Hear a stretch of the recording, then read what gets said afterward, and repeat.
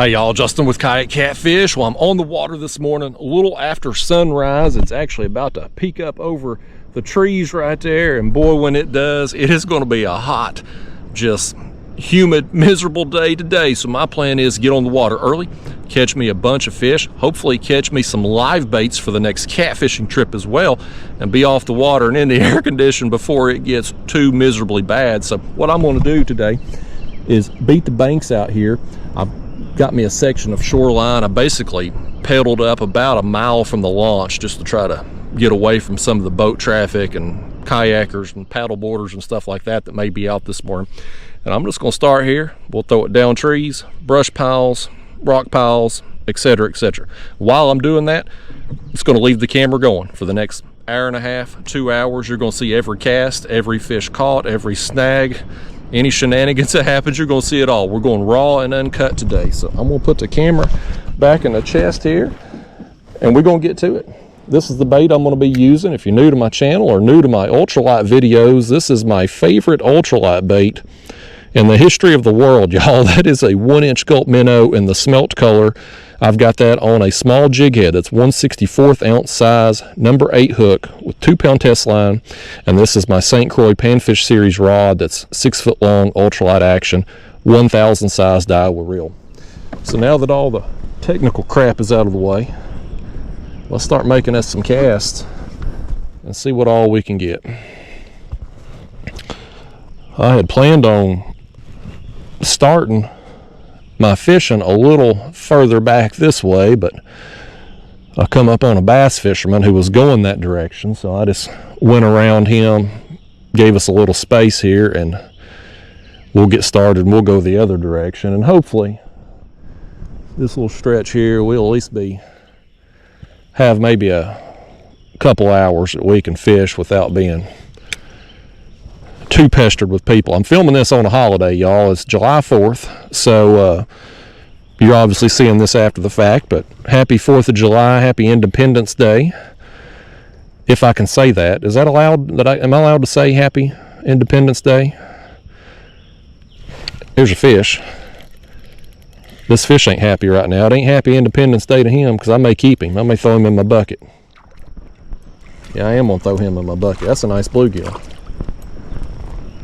Actually, I'm going to put you on the board, bluegill. Fish number 1, y'all, is a slab of a bluegill. Look at this, man. Look at that. Let's stick him on the board right here.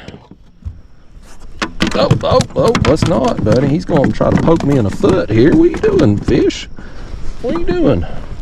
Lord, y'all, he's up under the seat. Y'all get your fish. Do something with your fish here. I don't even know where he's got off to. There he is. All I want to do is measure you fish. Is that too much to ask? My gosh, it's too much to ask. You definitely going in the bucket now regardless, fish. Oh yeah, that right there, man. Look at that. He's about 8 1/4 inches. What a way to start the trip, man. That's a dang nice bluegill, man. Anytime I get 8 inches, especially out on public water, you know, that's a good fish. I'm gonna throw back over there too. Got him right here off the edge of this tree. Yeah, fish, it may be Independence Day, but by gosh, you being captive. He's going in the bucket and he ain't coming out till I catch a catfish with him. Maybe tomorrow or the next day.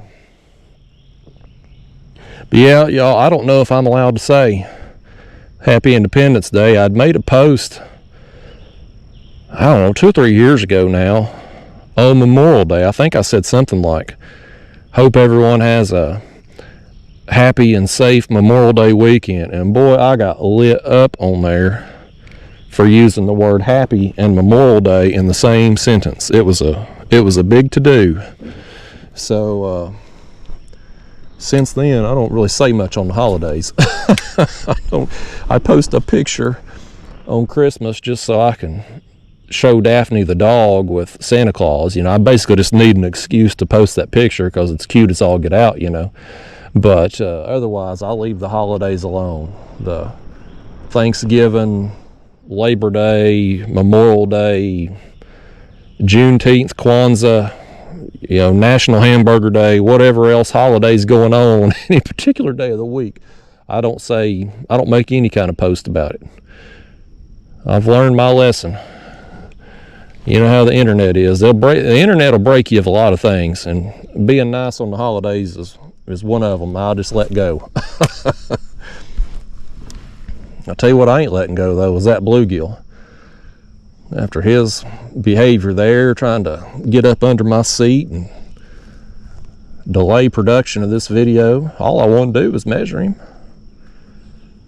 I would have let him go, too. Normally, I don't keep the bigger bluegill like that, but that one there, the way he was acting, that got him a trip to a catfish's mouth. That sun's popped up behind me, y'all. I can feel it on the back of my neck. Let me turn the camera around here. Look at that. I can feel it, man. You can feel the heat, buddy. You can just feel it beating down on you. It's been miserable lately. We were having a pretty good summer. It seemed like it was going to be, what was that? Oh, that's a boat going by. It seemed like it was going to be a cooler than average summer. And the last couple weeks, it just got super hot, super humid.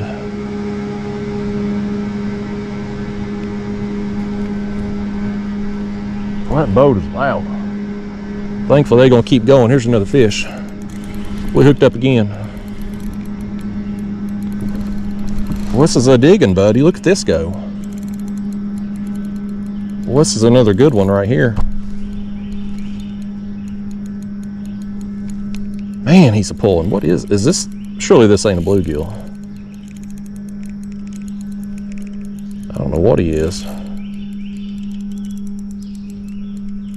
Oh man, that's surely, no, that's not a channel cat. No, it's not. Okay. I was like, it ain't coming up. It's pulling too hard, but it's a smallmouth. Well, a smallmouth, you know, normally a smallmouth come up, give you a flying leap right there. This one never did. Ain't a bad smallmouth there for an ultralight rod. Let me get hold of you in the mouth right there, fish. I got to get my jig back. You can't have it. You wasn't coming free. That thing was up under the lip. Yeah, just a small jaw there. Let him go. He's too small to keep for bait. I'm mainly just going to keep me some bluegill. If we luck into any crappie or yellow bass, I'll keep a few of those. I don't need many. I just like to have about 6 or 8. I did on the way coming up through here. I was trolling. I brought my skipjack rods with me, and I was just trolling them behind me on the way up through here. And I did get a little white bass that I threw in my cooler, which I somehow or another forgot to put any ice in this morning before I left. So luckily, it's going to be a short trip for me today. He should be fine till I get home, get him in my other cooler with my skipjack that I caught yesterday. I've been getting some cats lately, man. You've been getting a lot of fish, and my last catfish trip out, I got a big one. So I'm going to try to offer them some live baits too and just see what's going on. Plus, I need an excuse to come out and do some ultralight fishing today. With it being July 4th, I definitely didn't want to do a catfishing trip, because anywhere you go out in the main channel areas that I'd want to be catfishing is just going to be, especially the later it gets in the morning, it's going to be pleasure boat central. Here's a fish. I felt him hit it. It's going to be wakeboarders, ski boaters, houseboaters. They can have it today. I'm going to be off the water by about 9 o'clock today. I'm going to have my fun, catch me some of these big old gills right here. It's another nice one, man. He's not as big as his friend. We won't put him on the board, but what we will do is put him in the bucket.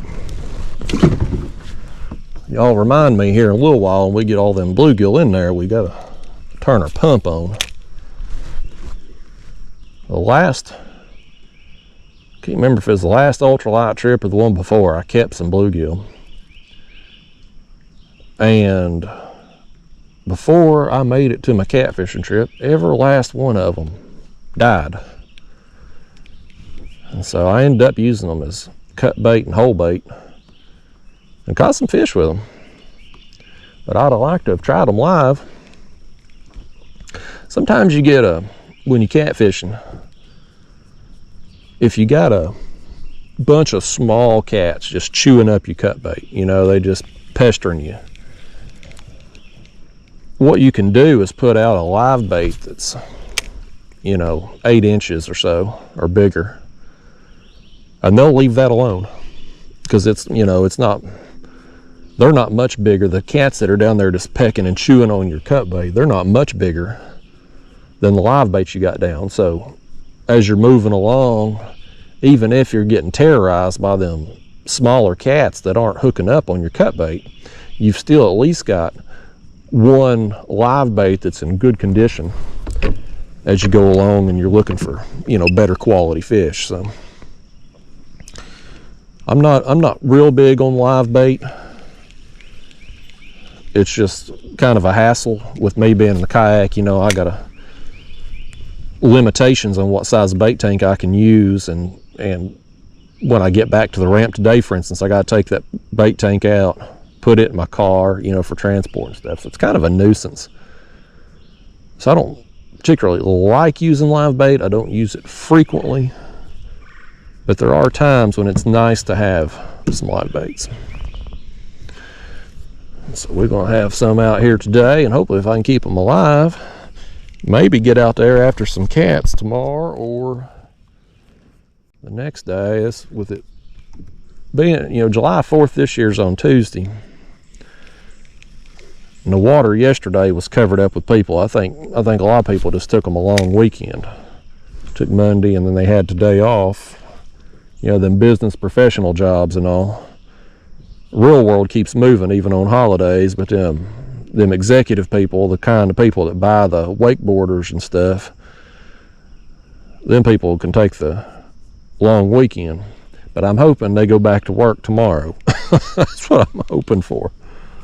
I'd like to have some peace and quiet on the water again, especially on the weekday mornings when I typically get out. I'm just going to keep making my way along through here. We're going to throw at everything. I just cast that bait out, let it fall. Most of the fish we're going to catch today are going to be as that bait falls down. May get a few as we reel it in. But everything we come across, there's a ton of trees here in the water, objects and stuff. Fish could be on any one of them. And so we'll just keep making our way along, make a few casts at each thing we see, and a couple hours from now we're going to have several fish. We already got, what, 2 bluegill and a smallmouth already. So, oh, was that a skipjack right there? I saw something swipe at it. I've got that jig up near the surface. Let's see if one of them will come up. I swear I think that was a skipjack. I saw it flash. Let me just reel this thing in, make a couple casts just retrieving this thing. See if we can get them to come up and eat it. I've got some skipjack there from yesterday in my cooler, but if we got any, I'd certainly keep them.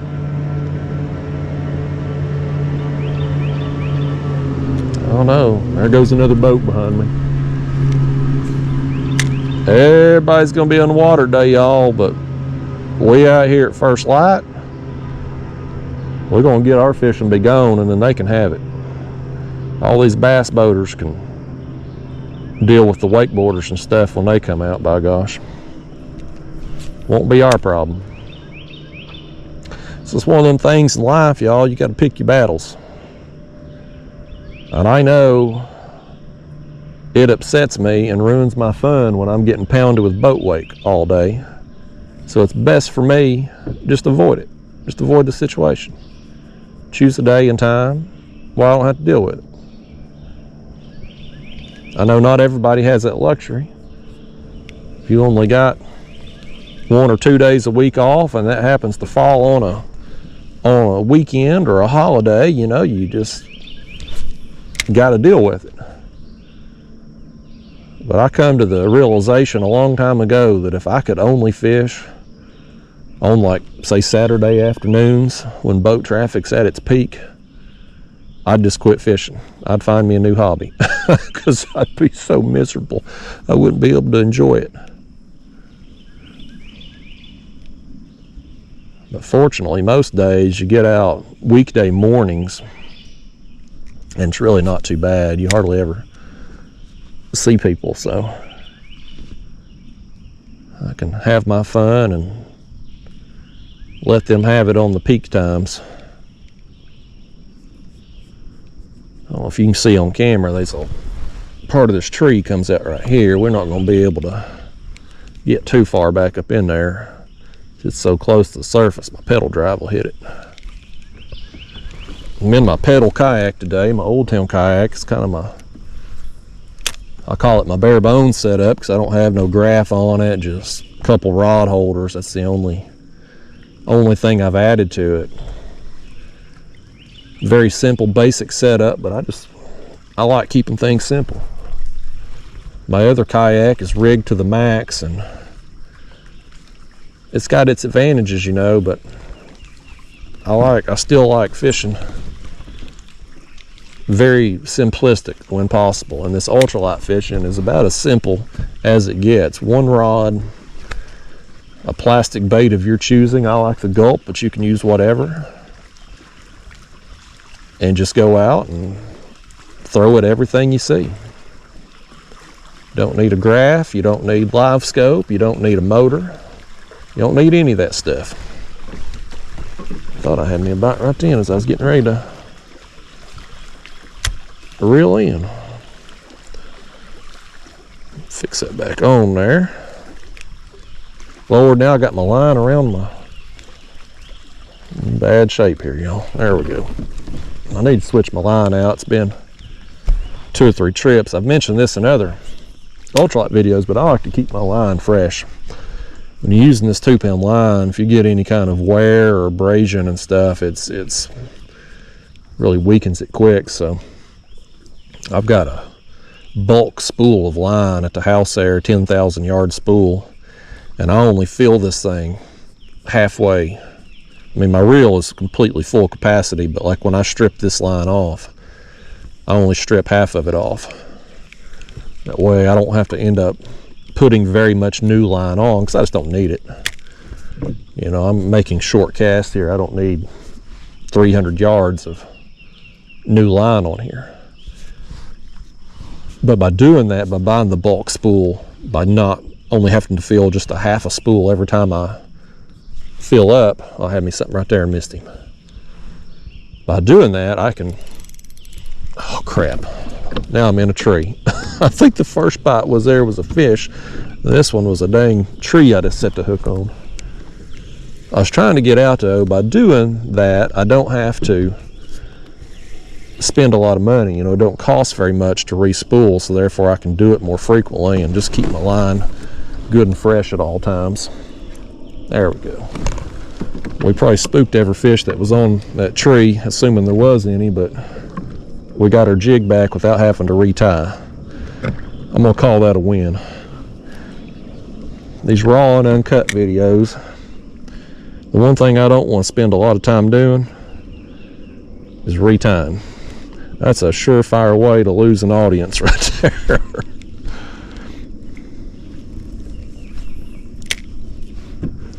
We'll just keep making our way along here. Not much happening in that pocket, don't seem like, but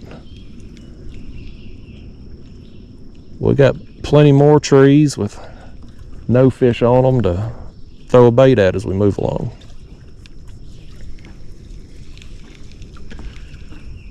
This tree over here's seen better days, ain't it? It's falling off in the water. Looks like it's broke into a bunch of pieces.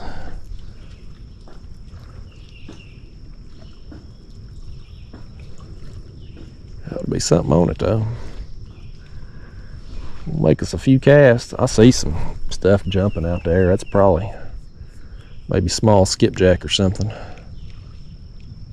Could be white bass. I did hook that one white bass trolling my crappie magnets coming up through here.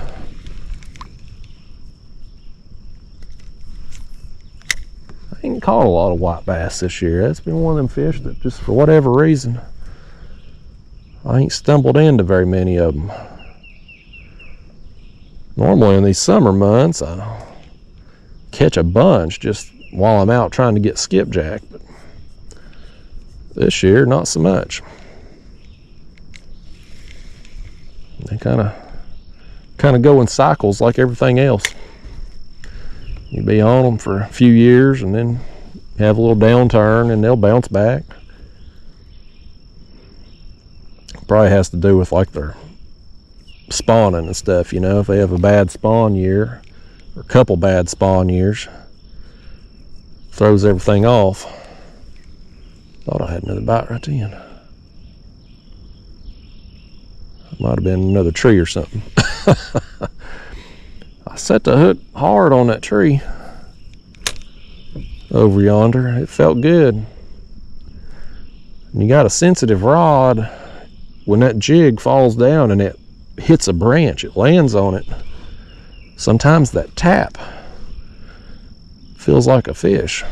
Now this one here is a fish. This one here, I'm confident we got us a fish on this. There's another one's gonna go on our bucket too, by gosh. Oh, he's got some friends with him. He had a couple bluegill following him out. Come up here and say hi to these people, bluegill. That's another good quality size one right there, buddy. I'm not gonna put him on the board, but he's definitely over 7 inches for sure. In the bucket he goes. All right, let's throw back over there. I saw his friends swimming up with him, so there's some more there. Let's see if we can hook one of them. I like getting on them trees that's stacked with fish. There's some more fish are splashing behind me over here. That's fun when you can sit there and catch them every cast for a little while. Seems like my last few ultralight trips. I'm gonna throw over here behind me, y'all. You can't half see, I can't half turn that way, but there's stuff splashing there behind me. Just throw over there again to see what we can get. I don't know what those are.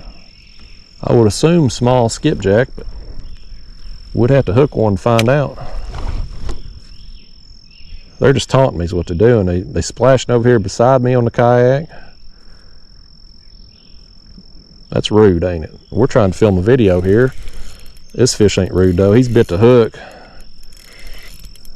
He's another good bluegill too. Man, these are big bluegill today, y'all. Big bluegill today. Look at that. You know, when I take Daphne down there to fish that pond I got access to, he's gone before I get him in the bucket. Dadgummit, he ain't as nice a bluegill as I thought he was. When I take Daphne down there to fish that pond we got access to, there's some, I mean, I'm talking hand-sized bluegill in that pond. But when you get out on public water, you just don't catch them like that very often, at least not around here. Here's another one though. We got a streak going, y'all, 2 in a row. Let me back up a little bit, get off this spot. Maybe we can get a continued streak here. Maybe I can get this one in the bucket possibly. That's another good one, buddy. Look at this. Oh man. Look at the size of this thing. Look how tall he is. Yeah, for public water, buddy, this is a great fish right here. Let me just grab my board, see if he'll touch 8 inches. Lay right there for a second. Good. Oh, he will. That's another one, y'all. Look at that. He'll graze that 8-inch mark. I'm gonna let you go, Blue. You were so nice. You didn't try to escape. You laid there on the board. That one deserves to be let free.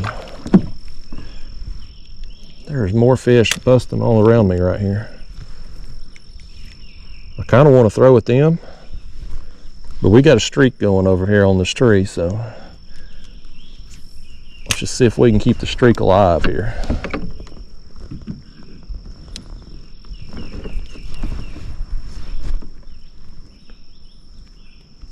Both them fish kind of come off that one part of that tree that's kind of sticking up there, so we'll see what happens to this. I said the word streak and we're gonna lose that streak. So what's gonna happen? Jinxed it. Maybe we need to get the streak really going before we say anything about it. Doggone it. And my gulp's hanging off the hook too. Let's put us a fresh gulp on there, y'all. That one's kind of tore up. And bigger bluegill and the smallmouth there, they've tore that thing up. So getting my old trusty pea cup. Pour this out. I know that one's got a crooked tail. Let's get one that's, there we go. We'll get that one put on. I goofed up there in the last ultralight video I filmed.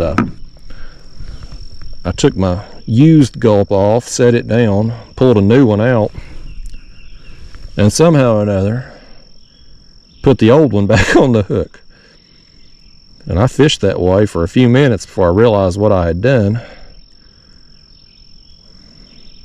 Hopefully I don't do nothing idiotic on video today. That's the thing about when you're doing these unedited, just raw and uncut videos. If you do something stupid, the whole world's gonna see it.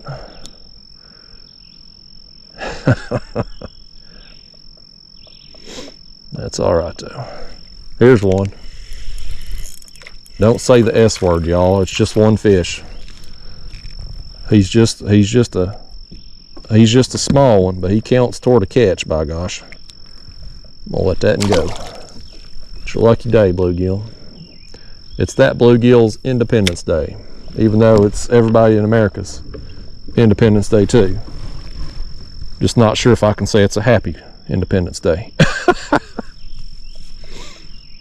Ain't that something people get all tore up about?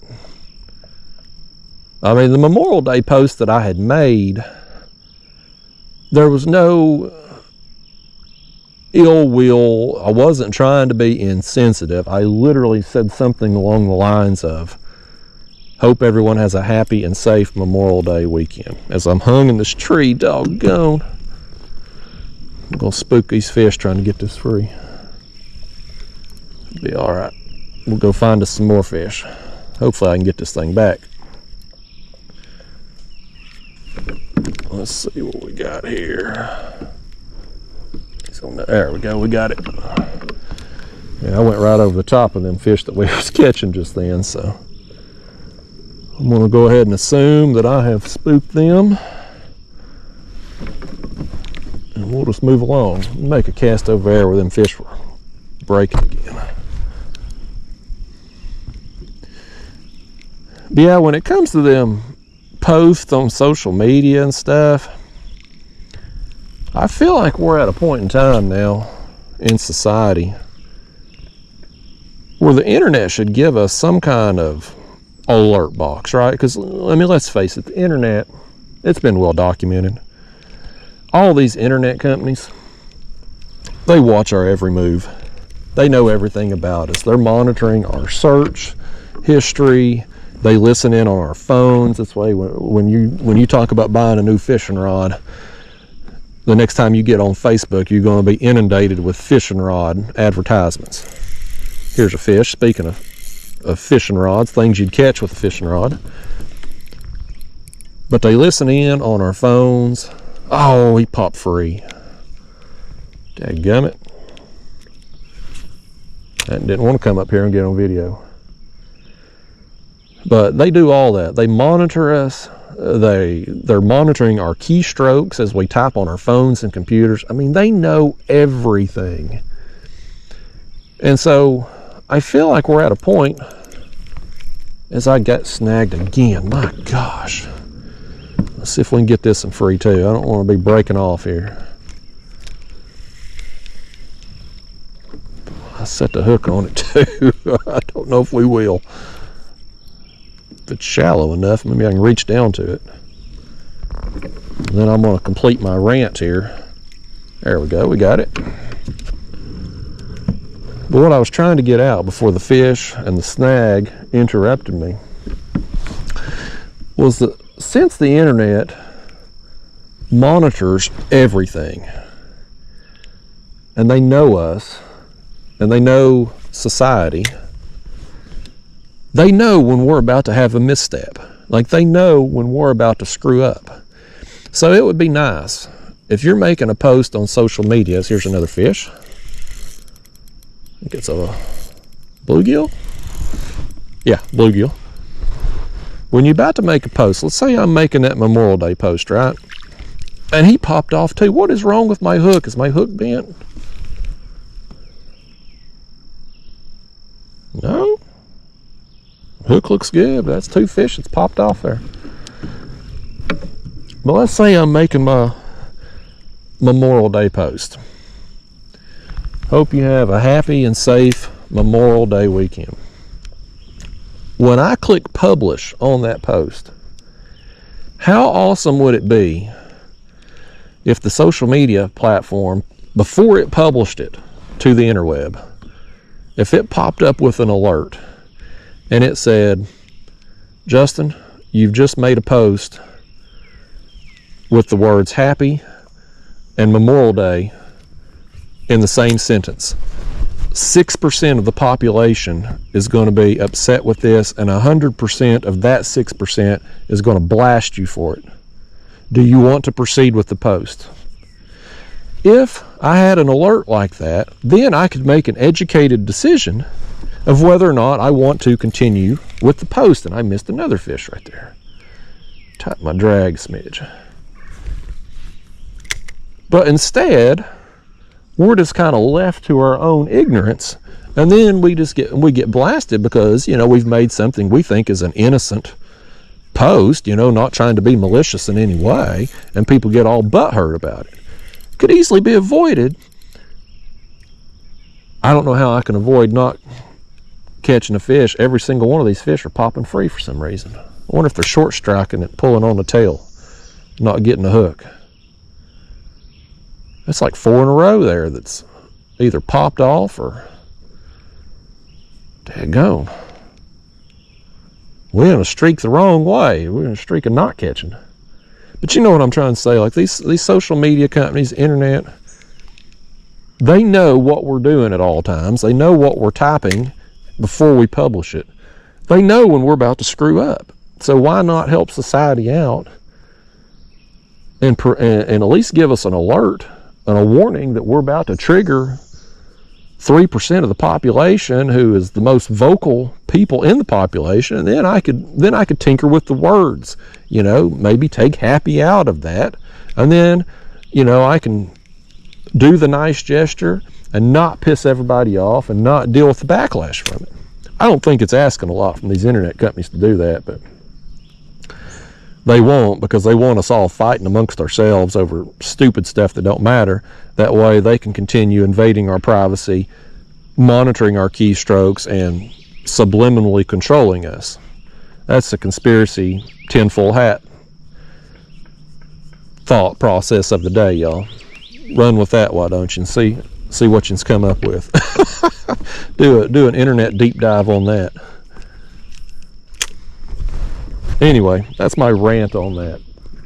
But you won't see, outside of me posting a picture with Daphne the dog and Santa Claus, you won't see any more holiday posts from me ever again. Once my YouTube days are over, and hopefully I've got, you know, significantly more time. I ain't trying to put myself out of business or anything on here. But when my YouTube days are eventually over, all of my social media will be deleted. I don't even post anything on there now outside of just fishing stuff for the business, you know. Ain't worthwhile. Now we got a boat coming up behind us over here, y'all. Hopefully he goes the other way.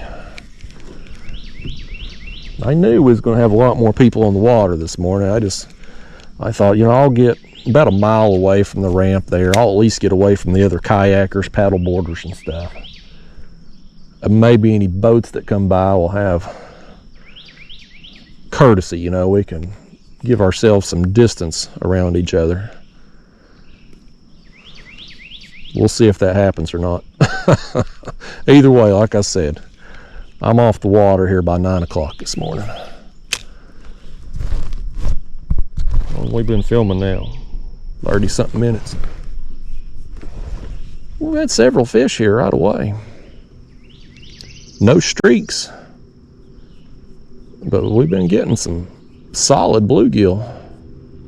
If I could keep them hooked, keep them from coming off, we'd have had several more. There's a big log that comes off in the water right here. I have to believe something is on it or around it.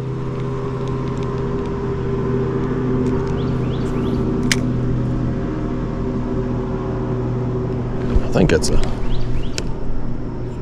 a pontoon boat behind us there. Hopefully they've anchored down and not going to be trolling through here. Y'all know how I am. I don't like talking around people on camera. It's weird. All these years of doing YouTube, I've never got used to it. Probably never will. That's just one of them things I've come to accept about myself.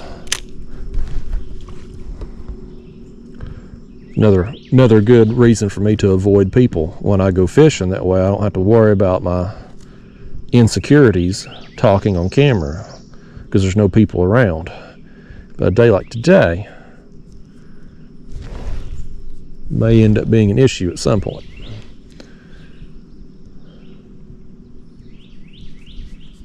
This tree here, we're going to make a couple casts around it and then we're going to move on. Trees like this, all these leaves and stuff.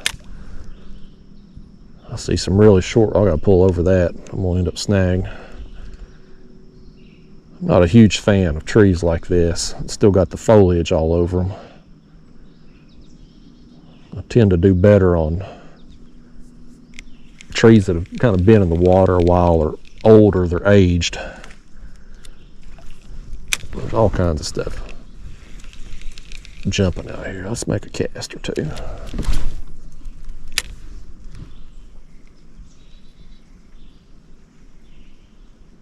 I think those are small skipjack.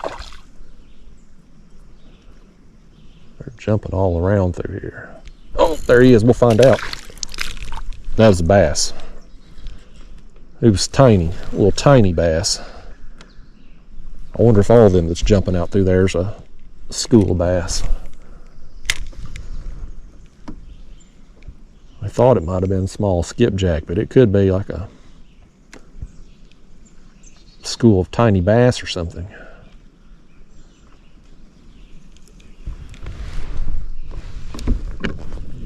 All right, let's move along here. We're gonna get around this tree. We'll keep making our way down. Now there's some more busting right here, ain't they? Those are bass. I see them right there. I don't know if you all can see them, but I see them. Looks like small largemouth.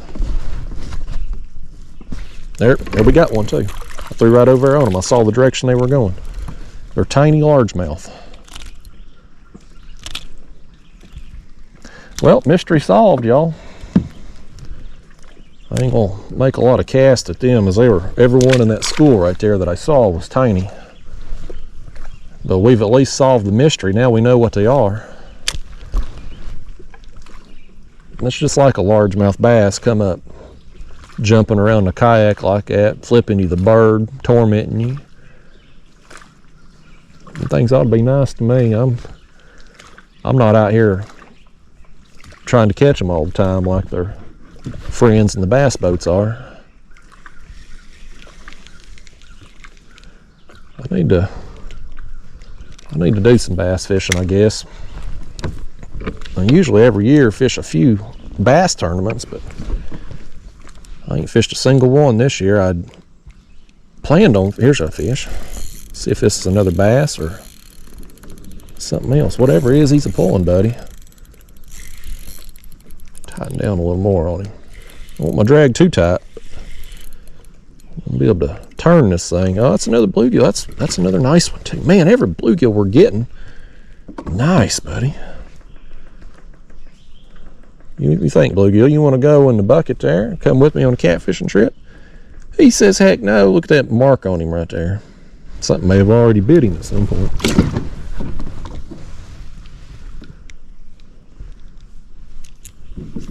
Anyway, like I was saying there, I was planning on fishing that Fishing for Soldiers tournament here in East Tennessee because it's a big event every year. They give away a kayak, a bunch of prizes. I mean, it's a big to-do. But this year they had it on Memorial Day weekend. And you know how me, I hate the boat traffic, and that's a big boat traffic holiday. So I didn't end up fishing it. And there's a couple other local trails that I'll sometimes jump in some of their tournaments, and just scheduling wise and weather wise, it just hasn't worked out for me to fish any yet. I'll hopefully getting a few here before the summer's over. Get myself qualified for their end of the year classic tournaments. Oh goodness, I nailed that tree. Oh, I'm in it too. I'm in a couple branches there. I come out of one. Let's see if I can come out. If I can get out of 2 branches, y'all, you can't deny my talent. I did. Don't y'all ever question my talent again after what you just saw right there. Live, unedited, over 2 branches. Got the jig back. I'm a man of few talents, but I can catch me some fish here on the Ultralight, and I can get out of some branches. I got another right here that's a doozy, man. Oh, buddy. Nice gill. Boy, this is a good day of bluegill fishing right here, y'all. He ate that jig. He didn't get it down in the gills, but he ate it just deep enough. Hey, I need the pliers. Nice, buddy. Tell him hi and bye. You going in the bucket. I got my jig. There we go. How about that, y'all? Man, we're on some good bluegill today. What's going on back here? Oh man, pontoon boat's coming this way. I hope he needs to go on. All this water down through here, he's gonna come up right behind me.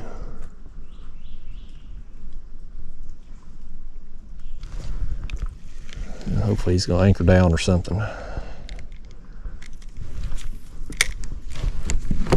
Let me get back positioned here where I can fish comfortably again.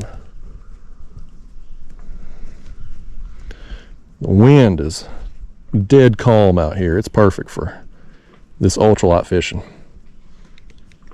That is the biggest hindrance when you go ultralight fishing, is just having the wind that's blowing a big bow in your line where you can't feel the light bites. Fortunately today, these fish have been really aggressive. But in addition to that, no wind, I can feel everything. When that sun burns through the fog, though, boy, it's gonna get hot and miserable quick. It's gonna be one of them days I spend in the house. I won't be doing any outdoor activities today other than maybe watching some fireworks tonight. All my neighbors in the neighborhood,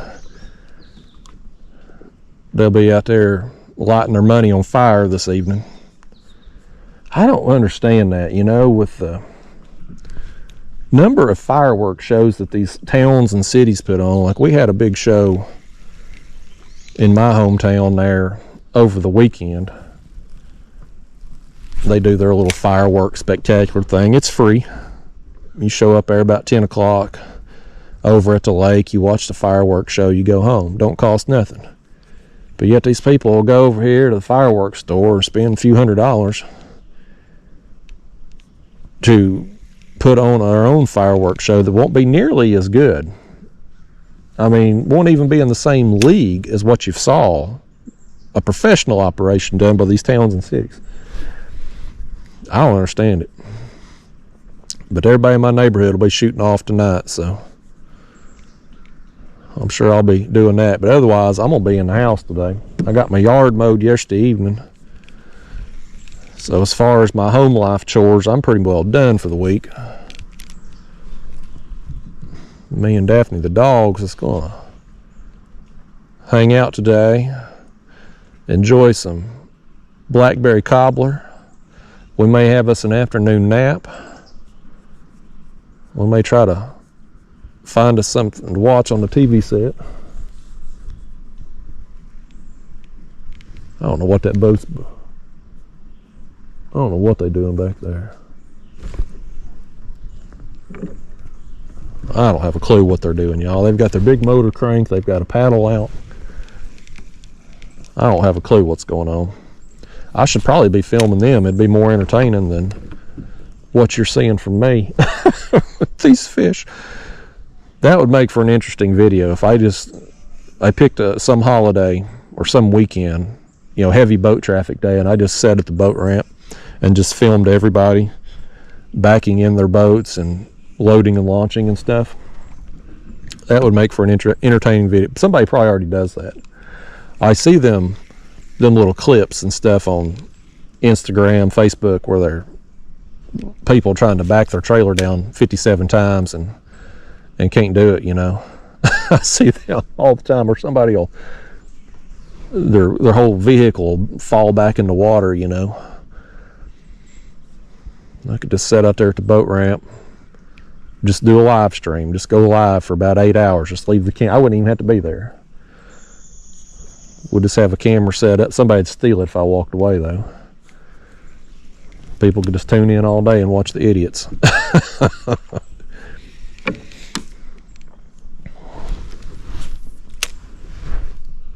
That's one thing about the holidays. It brings out not just a lot more boaters, but it brings out a bunch of people that they're on the water about once a year, twice a year.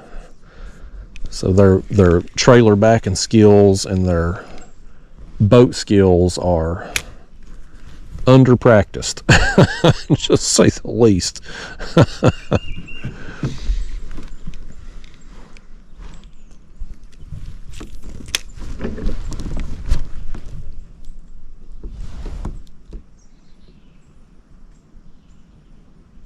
We're going to move our way along here a little quicker than I'd like, you know, just to put some distance between me and see if I can get them on the camera there. They're coming up on us here. They just cranked their motor a minute ago and moved a little closer, so we'll just fish our way a little quicker down through here and see if we can put some distance between ourselves. I don't get it, you know, it's wide open down through here. I don't think nothing special about where I'm fishing here. I mean, we're just beating the banks. We're throwing at trees. There ain't no docks down through here for us to throw at, but overhanging trees, dead trees that have fallen off. I mean, that's what we're throwing at, and there's miles and miles of it down through here of shoreline. So I don't know why anybody's got to get up on you. Ain't one of this area better than the other. It's just a, you know, matter of cover and water. You eventually just stumble into trees that for whatever reason have fish on them. Most of them won't. Most of them won't have any life on them. Then you'll come across one and you'll get a few bites. You go along, nothing. Boom, you're on another one. It'll be like that for miles and miles down through here.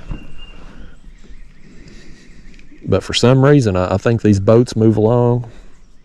They see somebody fishing a spot, and they're like, oh my gosh, that's where the fish are at. That guy wouldn't be fishing there if he didn't know what he was doing. I'm thinking about this is a really dumb idea.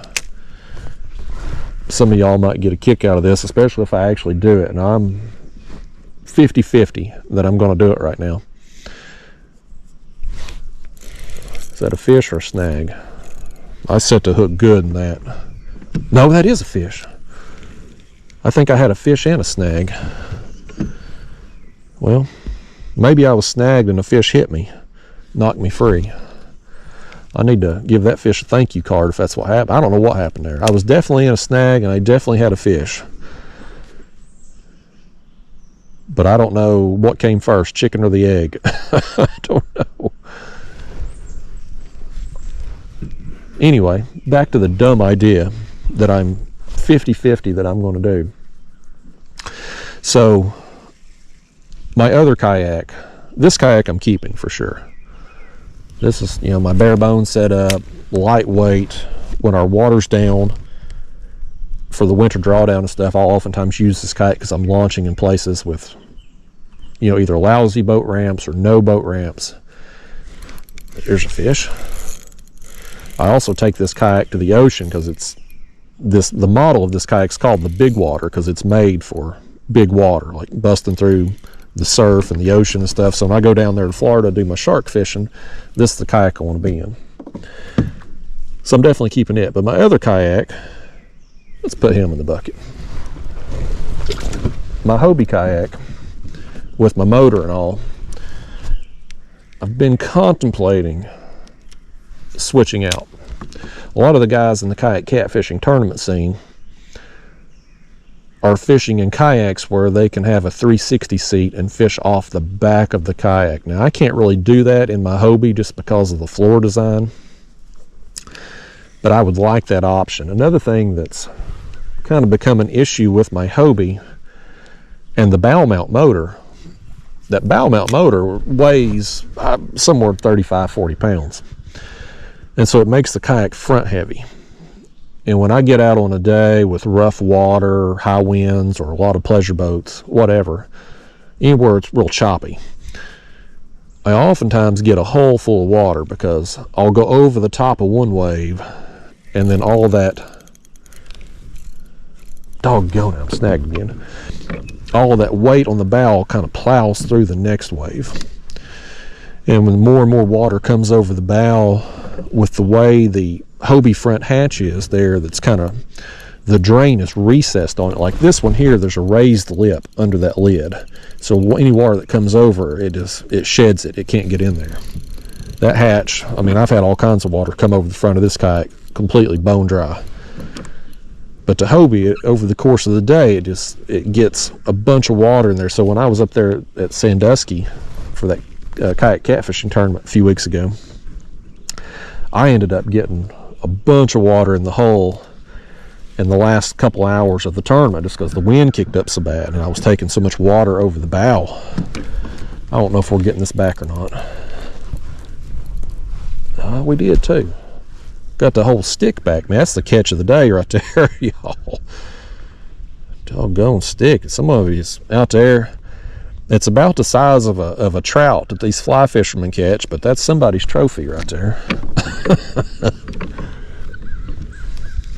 Anyway, these snags will keep from interrupting us again. I'll get on with my story. So anyway, I've been, because of all that, because I want the 360 seat, because of all the water getting in the bow on the rough water days, I've been considering getting a different kayak for my catfishing rig.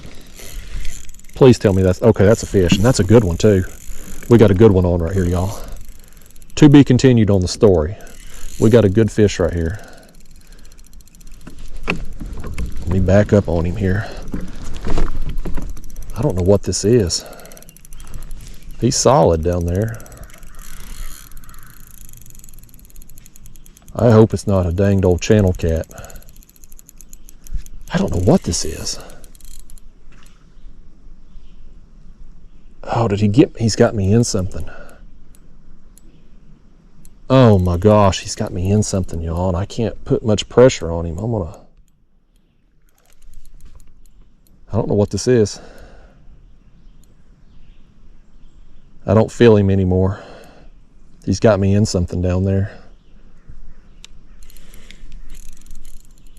Crap. Well, looks like we're going to have to break off, y'all. No, I think he just come free.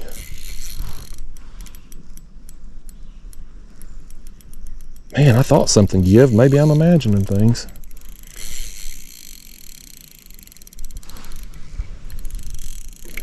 Yeah, we're gonna have to break off on this. I think maybe the limb or stick or something give. Dadgummit. Well, maybe I'll tell my story here while I retie to keep some of y'all from fast forwarding. How about that? I'd like to know what that was. I don't know if it was a bass or a channel cat. It was something that was a little bigger. It wasn't no bluegill. But he found something down there to get wrapped up in, by gosh. So anyway, back to the story I've been trying to spit out for a few minutes now as we retie. Because of all them things I mentioned, I've been considering getting a different kayak catfishing rig. Now, when it comes to kayaks that you can put a 360 seat on, you know, where you can spin around, fish off the front or the back, you're pretty limited. Most of these kayaks are built in such a way that you've kind of got like a cockpit area, like this kayak I'm in now. I couldn't put the seat on a different way. You know, it just wouldn't work out. Just not possible. You need kind of an open floor plan with the kayak. And so a lot of the guys are using new canoes. New canoes are the kind of the most popular kayak for anybody wanting a open layout. I unfortunately do not like new canoe. I had one a few years ago. We had gotten for my girlfriend there at the time, and you know, that was the first kayak I had that had a bow mount on it, and I just had a terrible experience with that kayak. It was the worst quality kayak I've ever owned in my life. It had tons of problems. The plastic was super thin, and you know, you do your research on new canoe. I mean, everybody's hit or miss with them. It's very inconsistent on the quality. A lot of the guys in the kayak catfishing tournament scene have had issues. Like Ryan Bortz, he just cracked his kayak. They cracked the hull of his new canoe. I got a friend here locally that's got one. He had a big crack form in the scupper holes. So they're just poor quality, and I had a bad customer service experience when I had the issues a few years ago, so I'm not going down the new canoe route again. But there is another kayak that our tournament director's using called the Jackson Take 2. And it doesn't come standard with the 360 seat, but it does have an open layout and open floor plan. And so you could easily put a 360 seat on it without much modification. And so I've contemplated getting one of those. There's two big drawbacks to that kayak though.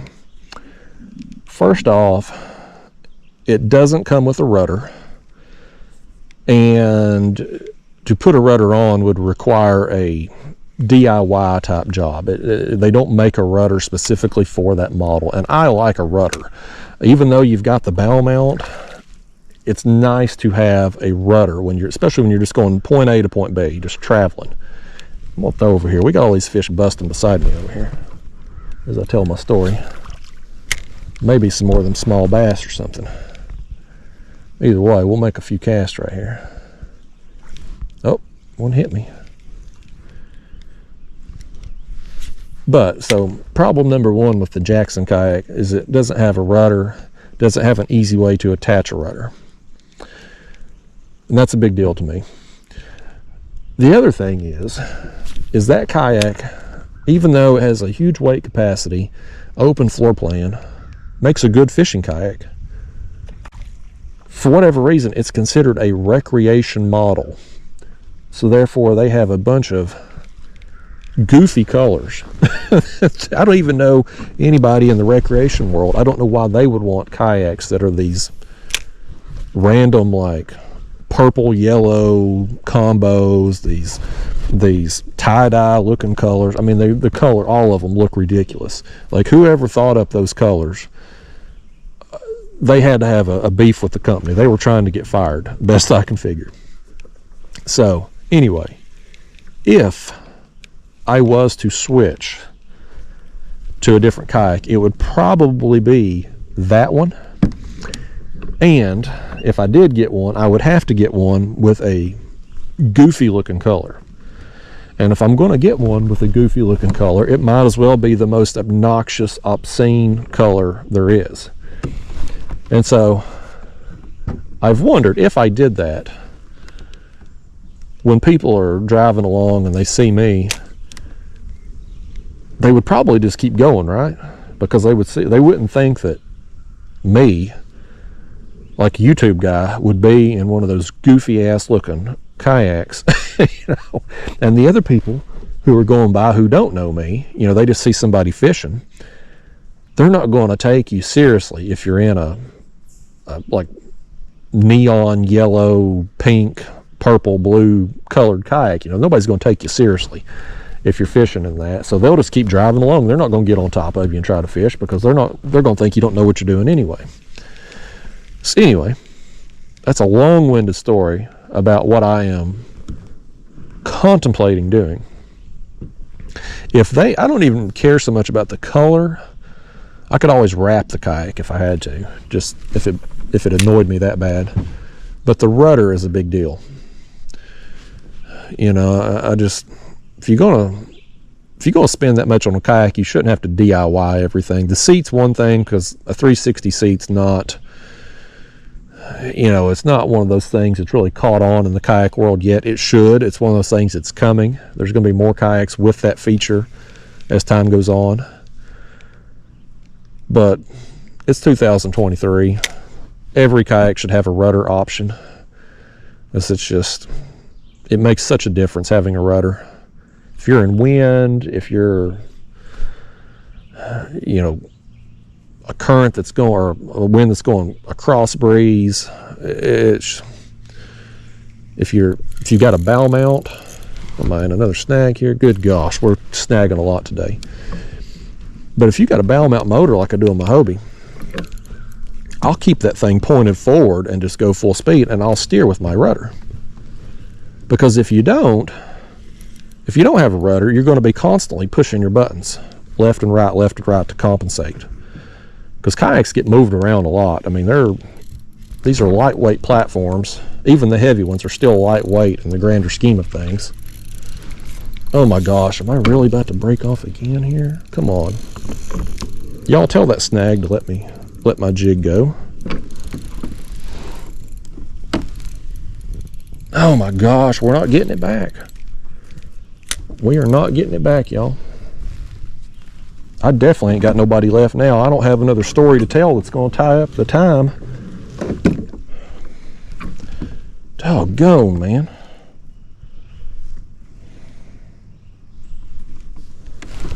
Well, I'm sorry, y'all, but we raw and uncut. If we was out here fishing together, I'd have done been stopped multiple times to get y'all's snags undone too. I wouldn't be the only one snagging today. You just can't fish around this many trees and wood and sticks and all that without getting some snags from time to time. It's just unfortunate when it happens so close, so soon after retying the previous time. That's how it goes, though. I tell people in these ultralight videos, buy your jigs in bulk. I get them on eBay. I don't have a particular seller, you know. I just get whoever's cheapest at the time. I type in 1/64 ounce shad dart jig heads, and most of the time they'll have an option where you can pick your size of hook. And I get the number 8s, and I buy 500, 1,000 at a time, you know, whatever's cheapest. It usually works out to a few cents per jig head. I'm sure things have went up since I've last purchased, because, you know, everything in society has went up in price. Everything except wages, anyway. Wages don't go up, but prices of everything, cost of everything does. But that's what I do for my jig heads, you know. You buy them 500, 1,000 at a time, you don't have to repurchase them very often, and then when you do lose 10 of them on a trip, you're not really out much money. If you get them 10 cents a piece and you lose 10 on a trip, well, you're only out $1.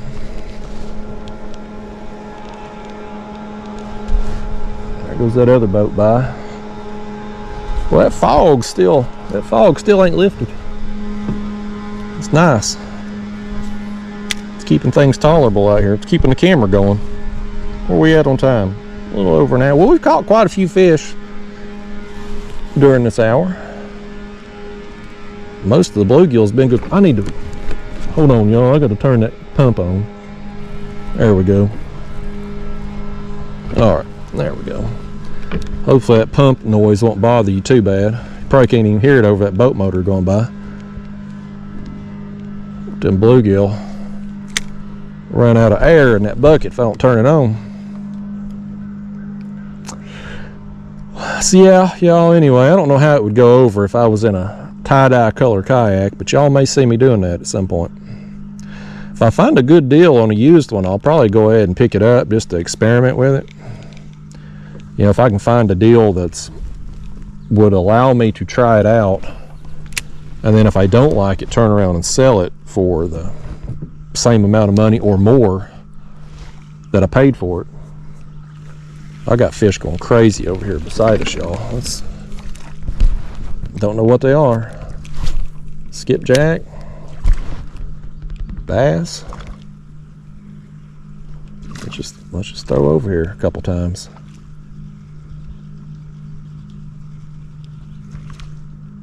Tell you what, let's put our ultralight rod down a second.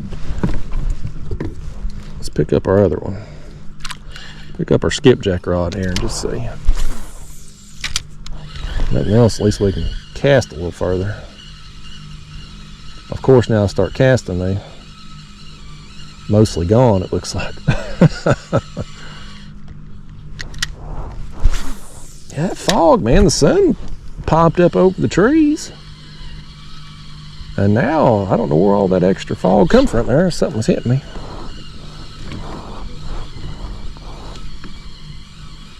I wonder if it ain't just them small bass like we saw there a little while ago.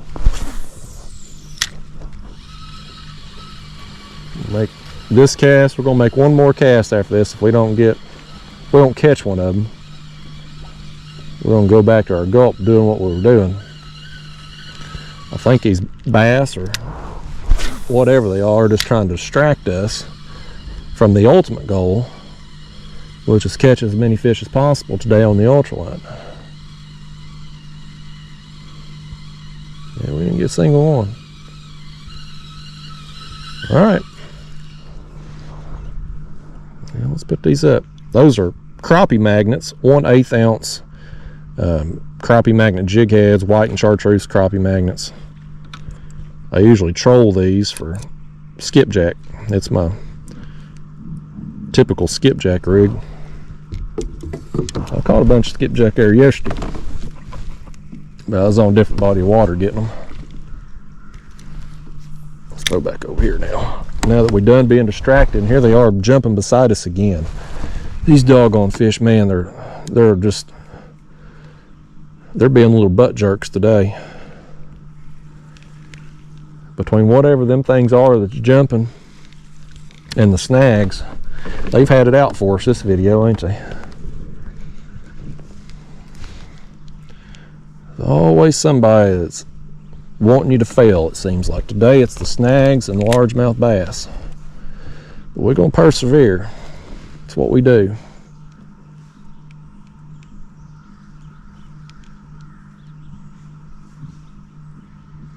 But yeah, if that fog will stay like this, it'll at least stay tolerable. It's humid. I mean, you can feel the humidity. You could take a knife and cut the air right now just because it's so dang thick. But without that sun beating down on you, it ain't nearly as bad.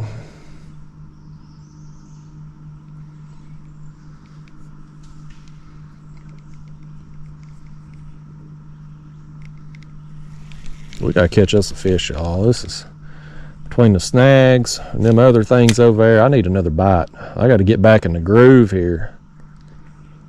We gotta get it going. I'll tell you another thing though about that.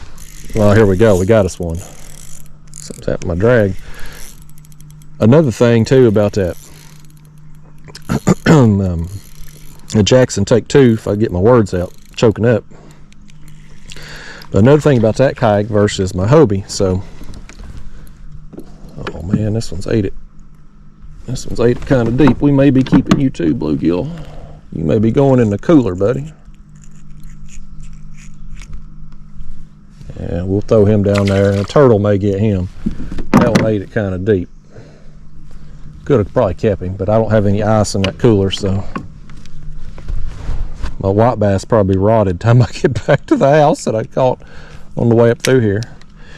But that Jackson Take 2, you know, it's got the open deck there, open platform. For me to be able to mount my trolling motor battery and my graph and all that, I would basically build me a box where everything would go together. And if I did that kind of thing, what I would do is I would probably build it out of like a toolbox, like one of them smaller plastic toolboxes that's got wheels and a almost like suitcase like handle that pops out that you can roll. That would be so awesome when I travel and go to these hotels and I got to charge batteries at night, to just be able to roll that thing up to the room, versus my setup now in my Hobie kayak, everything's in my front hatch. And because of the size limitations of the front hatch, I can fit the battery in there no problem. I can fit my graph and my live scope black box thing. I can fit all of that in the hatch no problem. But what I can't do is fit like a box in there with wheels that I could roll. I can't fit that in there. It's not big enough. So I've got everything kind of in a basket. And it's just, you got to carry it in. It's kind of a pain to unhook everything. It would be so much simpler and easier to do if everything was in a portable box that could be rolled. So that was another advantage, something I was thinking about with that Jackson kayak, is here comes somebody else toward us this direction. We ain't avoiding people today, y'all. We got the pontoon coming up behind us here and another one coming this way. Just too many people on the water today to avoid them.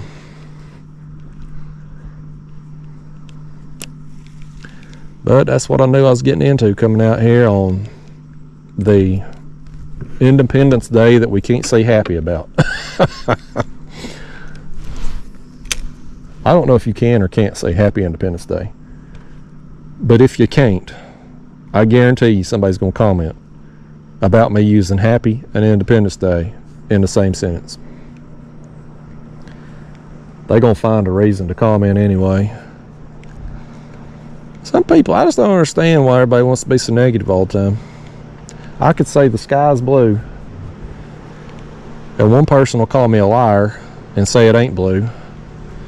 And another person will be pissed off because they tuned in to see a fishing video and I'm talking about the sky. I mean, I get stuff like that all the time. I don't understand it. It is what it is. It's just the internet today, man. That's society. Thankfully, these fish ain't got email yet. Can you imagine if these fish, all the fish that I've caught and let go, if they had access to be able to message me or email me, oh my gosh, that was a terrible cast. But I'd be getting so much hate from them fish. I got that one back up under there a little ways. We may catch something on that cast. I'll tell you what I think I'm gonna do, y'all. I think I'm gonna make a little run here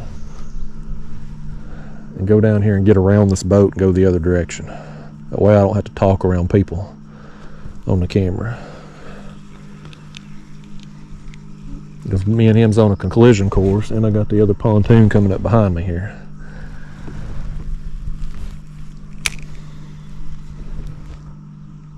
What's he doing? Maybe he's going, no, he's just getting in the box. I thought we can't be so lucky. He was going to get ready to motor along. Yeah, let's make our way down here to this other dead tree that's sticking out, and then we'll just pedal along here and get around some people, and this fella and pontoon boat can run into each other. Looks like it's wide open down there after him, so Again, none of this stuff through here is special. Not a bit of it. It's just, we're just covering water, throwing at trees until we can locate a tree that's got some fish on it. That's all we're doing.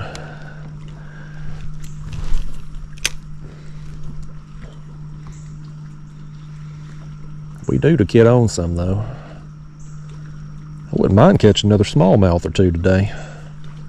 I got a big one on the last ultralight video. He was a heck of a battle too. It took a little while to get him in. He made some jumps. It was a dang good time. I like him smallmouth. Between a largemouth and smallmouth, I would definitely rather catch a smallmouth. They fight harder, jump higher. I tend to get quite a few of them on the ultralight too.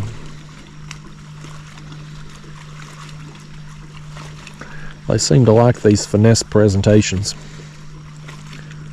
more so than the largemouth. I catch them more when I'm reeling the bait in versus it falling. Smallmouth, on the other hand, I get more of them as the bait falls than I do on the retrieve.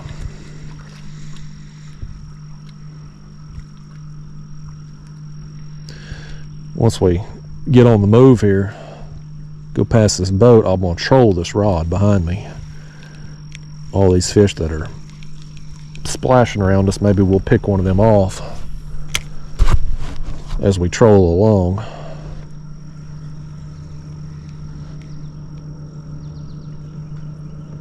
I can't believe there ain't nothing around this dead tree. Usually when you got a big long stretch of not getting bit like we just went through, and it's all newer growth like all those overhanging trees and stuff, when you do come across a dead tree like this, usually it will have something on it. It's because I guess it's the best house in a bad neighborhood.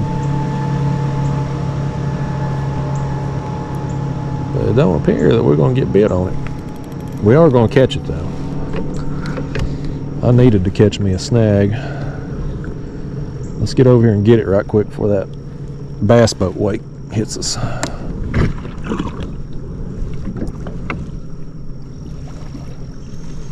Doggone snag. I ain't wanting to retie again, y'all. Well, we've retied now twice. I ain't trying to do that again. Well, if I don't have to. I don't think this was very deep down in there. There we go, we got it. All right, well, I'll tell you what. Let's troll this thing behind us here as we go around this boat and see if we can pick off whatever these are that are splashing around.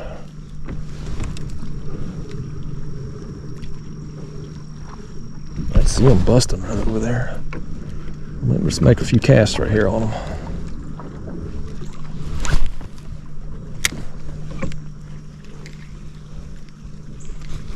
They may all be bass. They may be some skipjack. I don't know.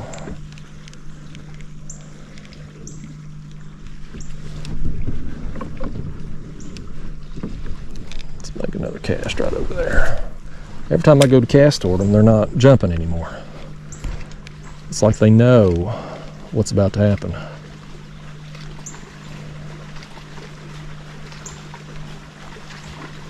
Well, that boat's turned the other direction, like he's going the other way. He was coming toward me, now he's going the other way.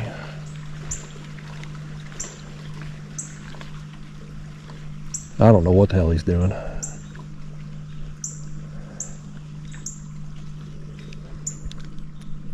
He probably seen me in that pontoon boat coming up behind him. He's like, I'll just go back the other way. I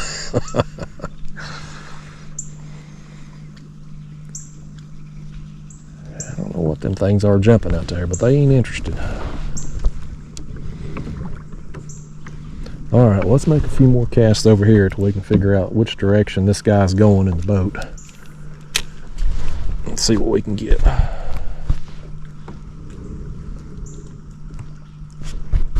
Oh my gosh, y'all, we're catching a break. I think he's leaving. He's cranking up. We can just keep going on our current course here. See, I was going to have an excuse. I was going to be like, you know, we just passed by 1,000 fish to get around that guy. Now that we're not going to have to do that, I don't have any excuse not to catch them. Now I'm going to have to say, well, all the fish we was going to catch is down there around him, but I didn't have an excuse to go down there. I got to come up with something. It ain't my lack of fishing skills. Here's just one. The drought is ending, y'all. We got us another fish here. Oh, that's another good bluegill too. That's nice of that guy to leave. I wonder if he heard me talking. It's possible. If he did, and you're watching, buddy, thanks. Maybe pontoon boat down there could hear me too. Let's throw that in the bucket also. That's going to be the last one we keep. Unless we catch something like a crappie or a white bass or something like that. Something different. We'll keep them, but that's the last bluegill.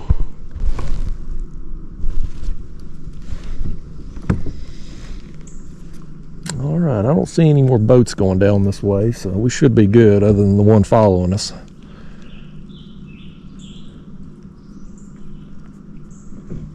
That's one thing. I don't know what kind of fishing they're doing there in the pontoon boat behind us, but the nice thing about this ultralight fishing with the Gulp is you can follow behind somebody. You know, if you come out and you're fishing on a weekend and there's multiple bass boat tournaments going on, and you know, the banks have just been pounded, you know, spinner baits, crankbaits, worms, you know, everything's been thrown at it.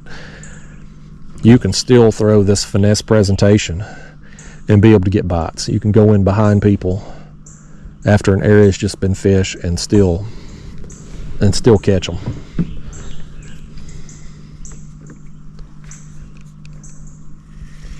Apparently we ain't gonna catch no more off that little spot. Let's get around this tree here and get myself repositioned.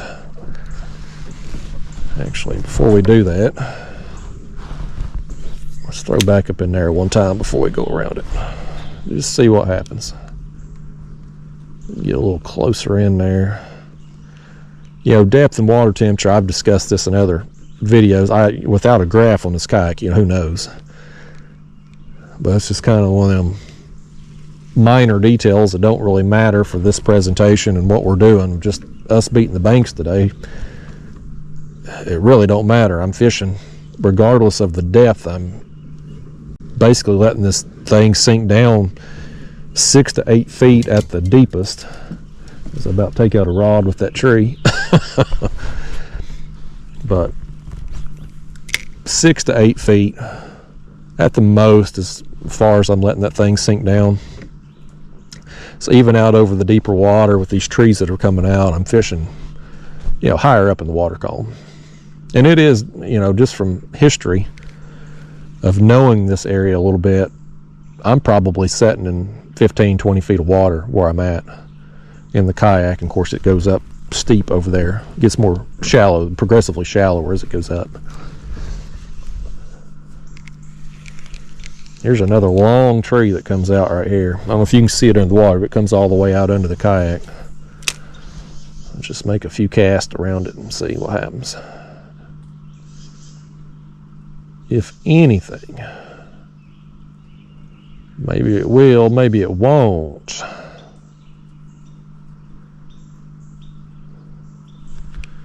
It won't on that cast.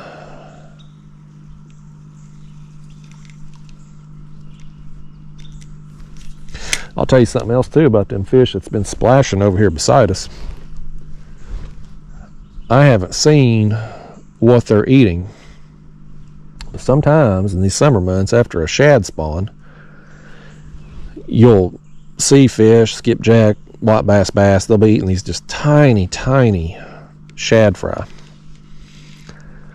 And this Gulp kind of represents it in a way. But right after a shad spawn, those fish they're swimming around, I mean, they're just super tiny and almost see-through. And when they're locked in on that size and that pattern, even the 1-inch Gulp can sometimes be difficult to get them to eat. You'll catch more on that than you will the larger, like crappie magnet style jigs for sure, but they'll just be keyed in on that tiny size shad fry. But them things grow pretty quickly, and once they get to the bigger size, then the Gulp jigs, everything will catch them then. I'll move on here. I'm seeing all kinds of limbs coming off, but I don't see nothing around them fish wise. We've got several feet of visibility. I don't see nothing.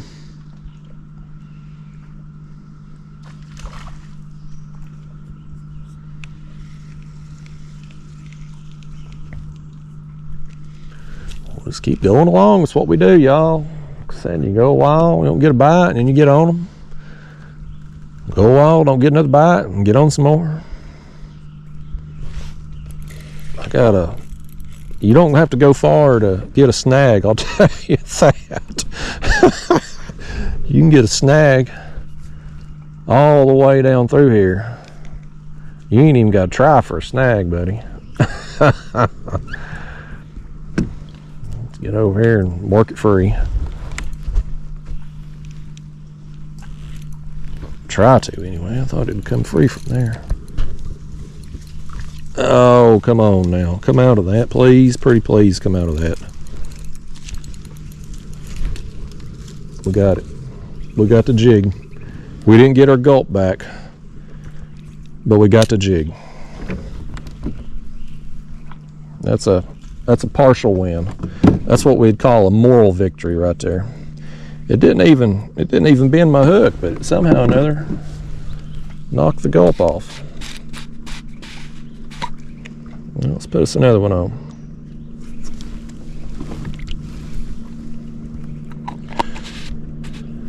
P-cup, y'all, it's where it's at. You fishing Gulp, get you a P-cup. People will make fun of you. They'll laugh at you. But boy, it works. Another bass boater goes by. Any other Tuesday morning that wasn't a holiday, we wouldn't have seen a soul out here. I wouldn't have had to come this far to start fishing to try to avoid people, because we wouldn't have seen nobody. We've probably seen, I bet you there's been more boats on this video today as we got to fish here. You've probably seen more boats on my videos today. Is this a, oh, I saw brown. I thought it was a smallmouth. It's a big bluegill. That's another big one, man. Oh man, that's a big one. Look at this. Wow. We're gonna throw this one on the board too. Wow, look at that, y'all. That is a nice gill right there, man. Be good, bluegill. Don't go up under that seat now. Let's just see how tall you are. Yeah, he's another one that's going to cross that 8-inch line, man. Man, we have gotten some great quality bluegill today. That is awesome. Let's make another cast over there as the boat wake hits the shore. But I bet if my regular viewers who like these raw and uncut ultralight videos, if you added it up, I bet we have seen more boats today than all of my other ultralight videos combined. I would be willing to make that bet. Just because, you know, usually I'm just fishing at times when people aren't on the water.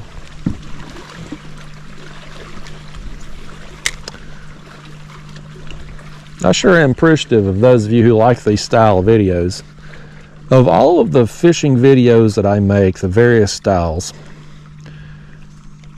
this is probably my favorite to do for a variety of reasons. One, I like ultralight fishing, and the fact that there's so many of you that watch this, it allows me the opportunity to do it. I know I have a catfish, quote unquote, catfish genre channel. That's the content people tune in expecting to see. But the number of views that I'm able to get on these ultralight videos allows me the opportunity to not only do this, but do it more frequently. So I'm thankful for that. I also like that I can do these videos and just go raw and uncut. You know, it saves me so much time not having to edit. And the big thing, this is what I really like about these style of videos. Now, it's not going to apply today, because whenever I'm done filming them and done making that bad cast right there, good gosh, what a terrible cast. But whenever I'm done filming today, I'm going to the house. I'm going to let these boaters have it. But most of the time, I'll come out when I'm doing this type of video and I'll film for an hour and a half, 2 hours, let the camera roll. And then I spend the rest of the morning just fishing for me, with not having to fool with cameras and stuff. And that's really nice. You know, a catfishing trip where I'm editing the video, you know, I'll usually film, unless I'm just on a bunch of fish and I'm able to just know that I've got a longer length video that I can allow myself some just personal fishing time. I pretty much got to film the whole time, which, you know, it's not a big deal. It's just, you know, and you got a camera basically under your chin, and you're always worried about lighting and you know, wakeboarders going by blaring copyrighted music and stuff. You know, it's nice to just be able to go fishing. And these videos allow me that opportunity, and I'm appreciative of those of you that like it. I'm more appreciative of you than that fish is of me putting a hook in his jaw. I'm gonna stick some of his friends over there too if he's got any more that wants to play. I had a pretty good comment the other day.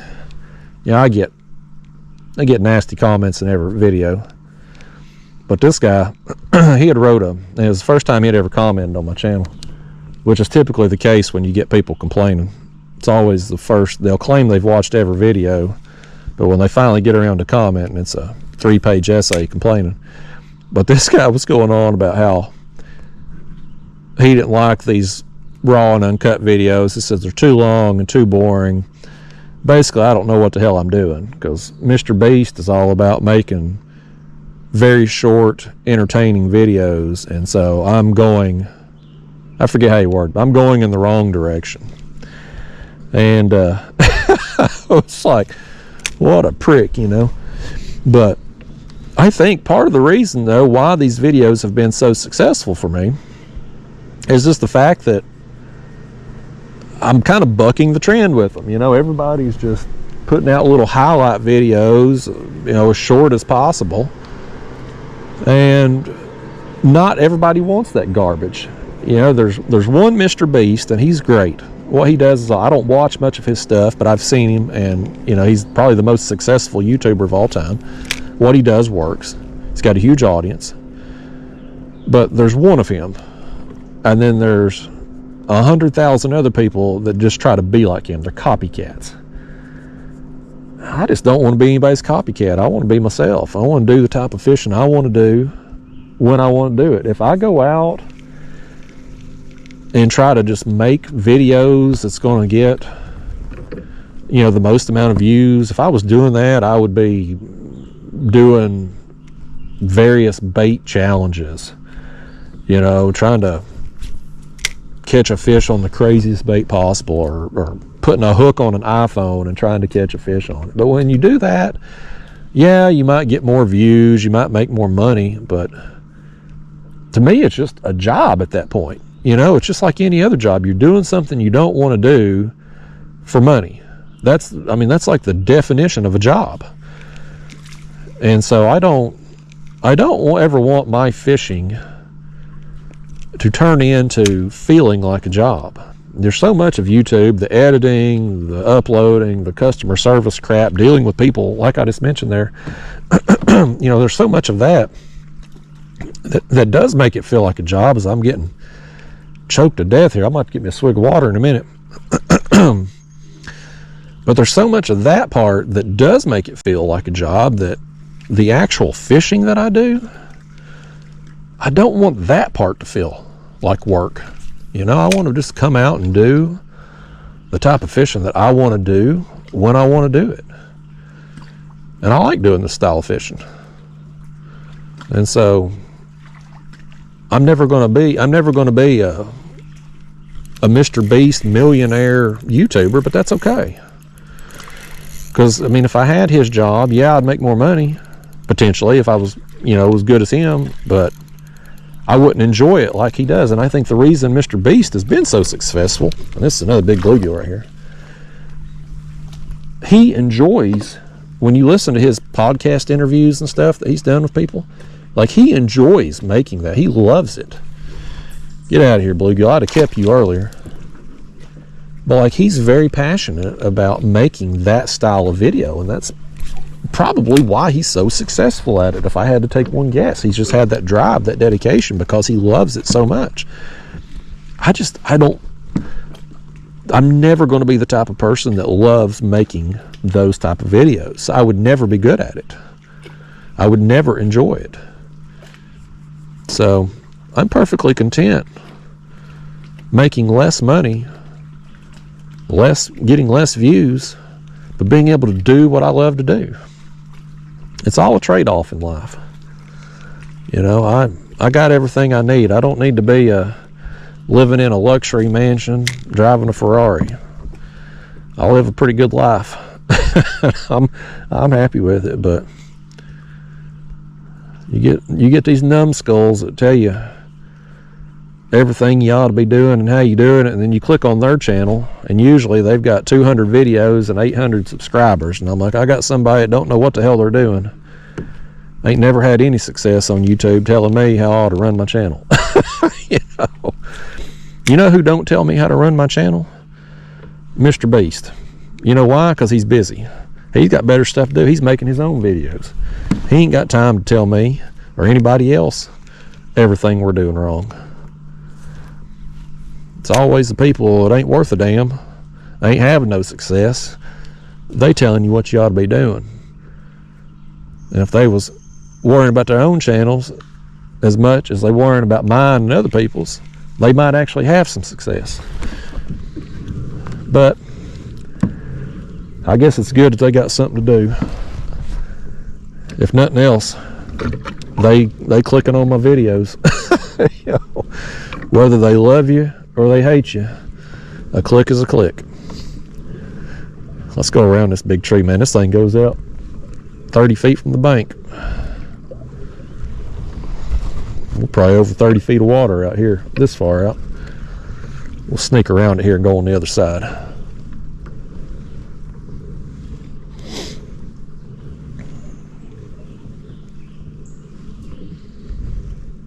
Pontoon boat's still down there. I think he may have anchored or something. He don't look like he's moved in a while. He's either anchored or he's on some fish.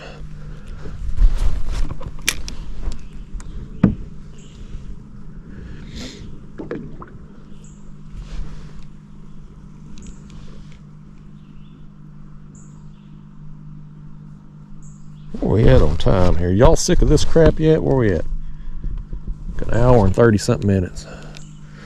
Yeah, we'll fish another. Here's something.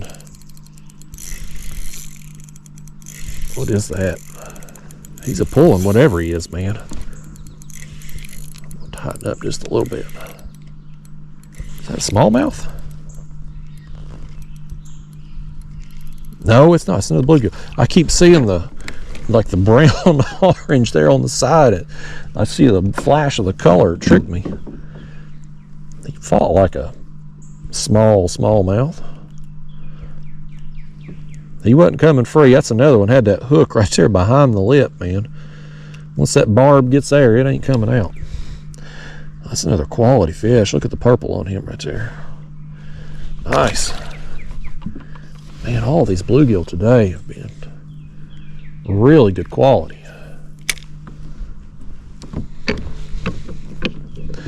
You know what I wouldn't be, if I was out here throwing an iPhone with a treble hook in it all day long looking for one fish to hopefully get a viral video, you know what I wouldn't be doing? I wouldn't be catching all these big bluegill, because they're smart enough they ain't gonna eat no iPhone. These bluegill got some sense in their head. That right, bluegill. You about took my Gulp with you, didn't you? Let's flip that thing upside down. Yeah, I just don't have any desire. None of that stuff seems fun to me. You know, if you're the type of person you want to go out and take an old iPhone, put a hook on it, and try to catch a fish with it and spend all day doing it, hey, more power to you. You know, who the hell am I to tell you how to have you fun? All I'm saying is I wouldn't enjoy it. And if I ain't enjoying it, if I'm just filming a video to try to get a bunch of views, you know, then it's just work. I don't want to work when I go fishing.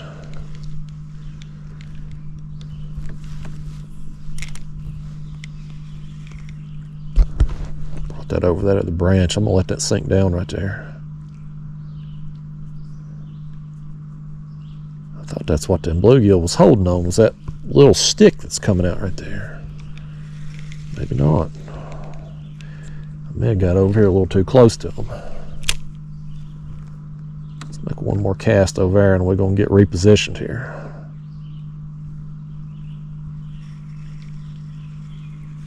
All right. Let's see what we can do. We've got up on this long tree here. Let's see if we can push ourselves off of it here.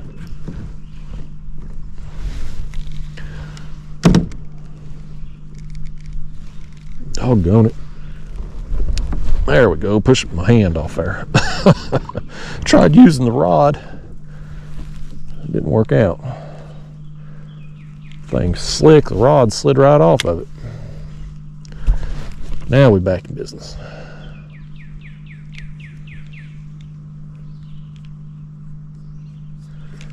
Yeah, I'm going to make my way down a little bit further here. See what else we can get. I sure would like to run into some. I'd like to have me some yellow bass. That's what I'd like to have more than anything right now. When it comes to live baits, crappie is probably my favorite live bait, but I do way better with crappie as live baits in the late winter, early spring months. But a good, solid, hardy bait is a good yellow bass, about 8 to 10 inches in size. They last on a hook a long time. They're a good size bait. They get down there, you know, they'll be thrashing around a lot. They cause a lot of commotion. Here's this one. But I just don't catch them. I kind of just luck into them, you know. For me to go out and specifically target yellow bass, I couldn't. You know, if you had a bet with me today, could I just go out and catch one? It'd be pure luck if I did. Now, when you get on them, you typically catch a bunch of them. They're usually a schooling fish. But I sure would like to. Oh, I had one tap me. I sure would like to get on some out here.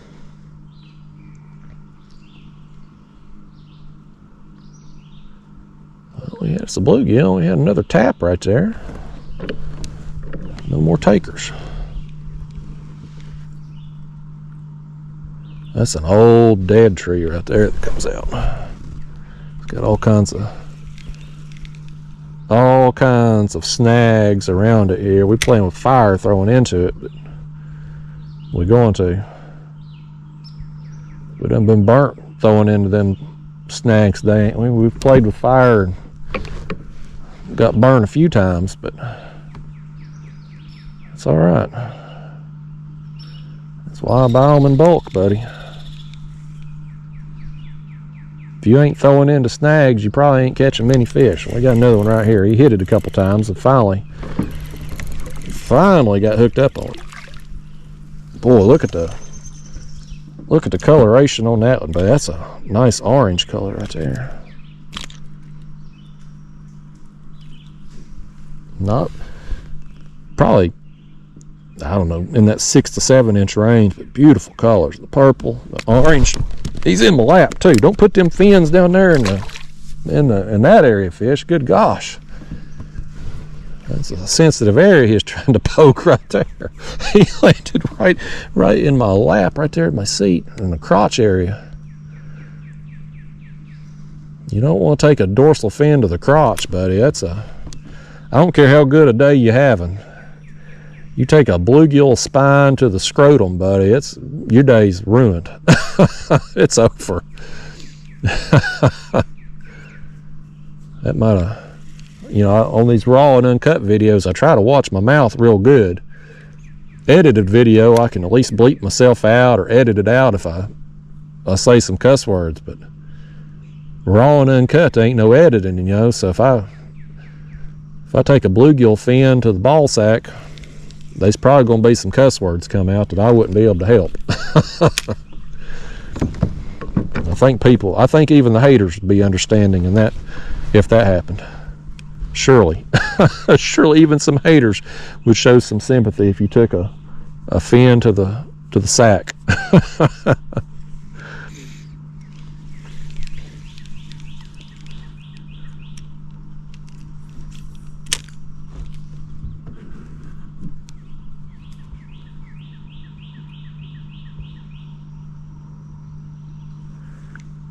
Yeah, we'll keep making our way along here. There's a couple bites off that tree, you know, smaller bluegill. We'll go around this one. It's got some long limbs hanging out here into deeper water that my pedal drive just hit. Go around here and get a little closer to the shore.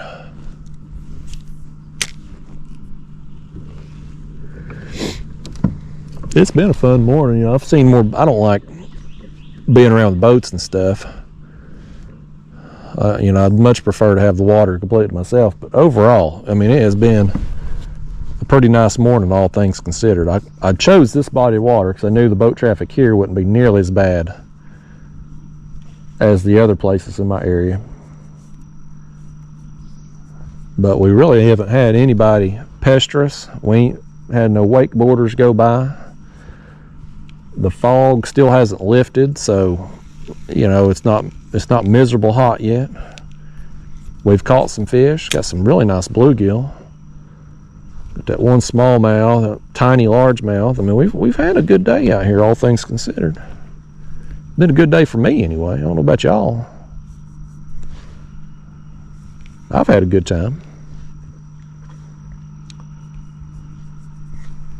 There's a fish. I thought I had one a minute ago. Oh, that's a smallmouth. Oh, he just come free. He just popped it. Well, I've lost more fish today that have come free after the fact. I've got my line around my rod tip. There we go.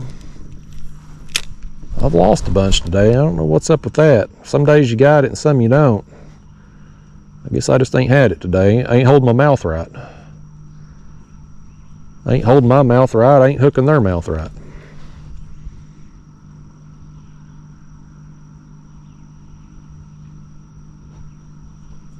I'm gonna make one more cast over there. I thought I got bit there a second ago.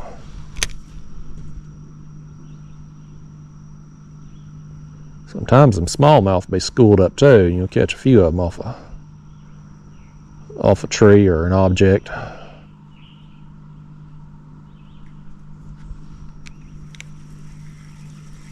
Well, just over there on the other side of it.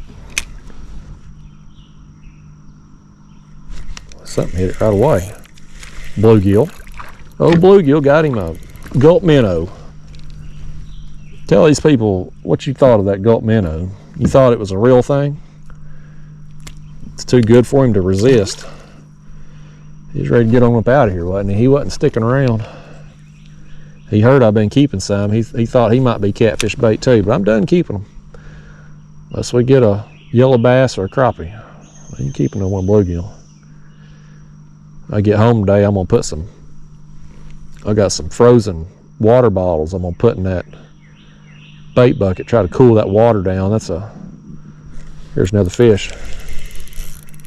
That'll help keep them things alive for a day or two until I can get out to do some more catfishing after all these pleasure boaters and bass boaters go back to work. Calm down and act like somebody, fish. Fish had a chance to Make his parents' dreams come true. Seeing him on TV on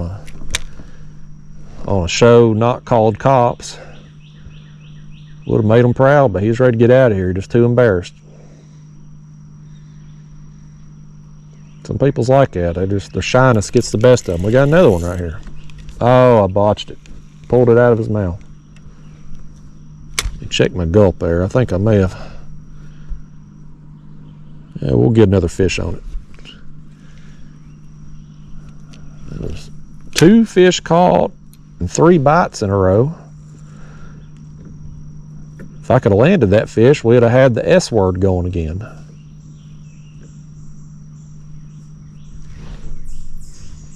Every time I've said the S word, though, we've broke it immediately, so I ain't saying it no more. That fish broke it on its own because he spit the hook.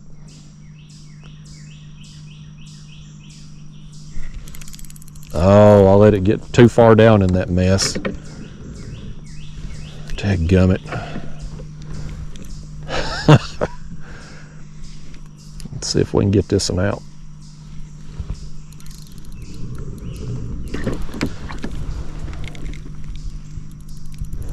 Sometimes you go at a downward angle, get up and behind that, you can get it free. Okay, I got it just then. No, I broke off. I thought I'd gonna get lucky right there.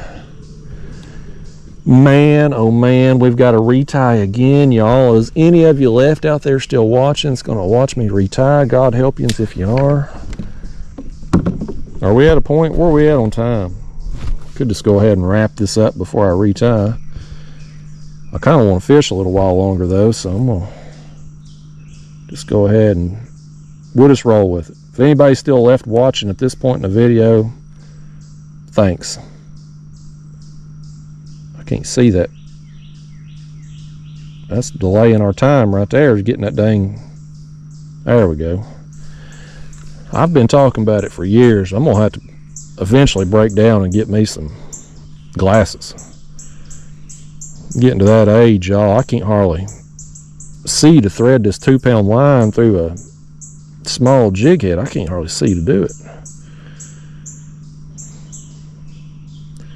I guess we all get that age eventually. If I did break down and get me some glasses though, I'd have to really just admit it to myself that I'm getting old or something. I don't know that I'm ready to do that yet. Mentally, you know, I don't feel old, but physically, things just don't always work like they used to.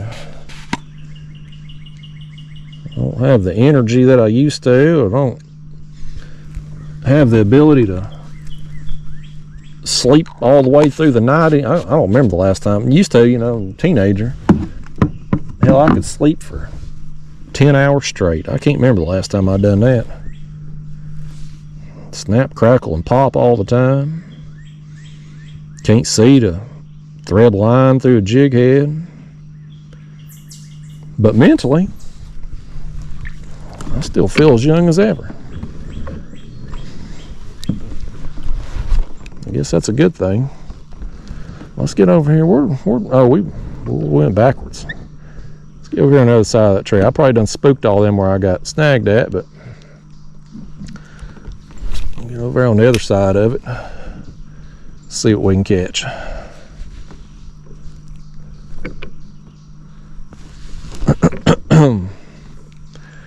Yeah, I'm gonna fish another 10 minutes or so, I guess. I don't know what time it's getting to be, but probably about 9 o'clock. I got a little ways to get back to the car. I'd made a run to get up here just to hopefully avoid people today. Worked out for the most part. You know, we've seen quite a few boats. We haven't really had to interact with anybody. Thankfully, that guy on the bass boat packed up, went and hit another spot. We'd have been on a collision course with him, but been a pretty good day overall. Was able to scratch the itch, get out here and catch me some fish, get me some live baits for the next catfishing trip, assuming I can keep the dang things alive. Putting them ice bottles in there when I get home, though, that cooling the water temperature helps a lot. Here's a fish. Got us another one over here. Little old thing, but he counts. Is that right, bluegill? You count too. You matter, bluegill. He says if he mattered, he'd have got to go for a ride in the bucket. He's too young to know what riding in that bucket means. It's like the Hunger Games. And bluegill in the bucket have volunteered as tribute. Not all of them are going to survive. That was a pretty good show, the Hunger Games. Or movie. Jennifer Lawrence is she's something else. I like her. I saw her new movie recently where she went full frontal. That was the best part of that movie for sure.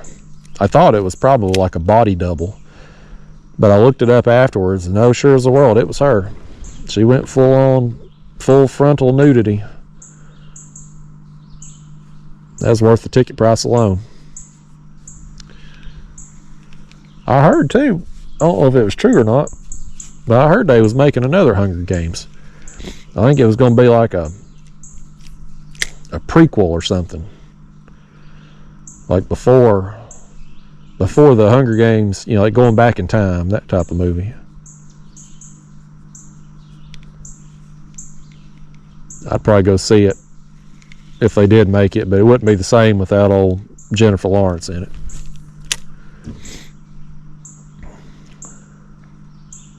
I think if I ranked the Hollywood women that I like, as far as like, you know, in an alternate universe where they would have any interest in me, I would probably go Jennifer Lawrence number 1, Taylor Swift number 2. That would be my top 2. I would have probably thrown Jessica Simpson into the mix, but you know, I ain't seen her on anything in a long time. She used to be hot back in the day when she was on that Dukes of Hazzard movie. Of course, that's probably 20 years ago. Jessica Simpson was hot then. Same thing with Alicia Silverstone back in the day, buddy. She was a looker too. That movie Clueless came out when I was a teenager, and Alicia Silverstone, buddy, she was all that in a bag of chips. But I ain't seen her in a long time either. It's Jennifer Lawrence and Taylor Swift now. As my stomach growls. I don't know if y'all heard that on camera or not. My stomach's growling. I'm gonna stop at I don't know where I'm gonna stop. I'm gonna stop and get me something on the way home.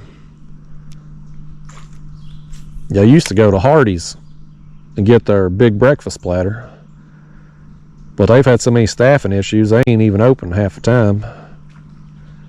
So when you pull in there, you never know if they're going to be open or closed. So it's kind of a crapshoot. With it being a holiday, they probably ain't nobody there. I don't even know if they open today anyway.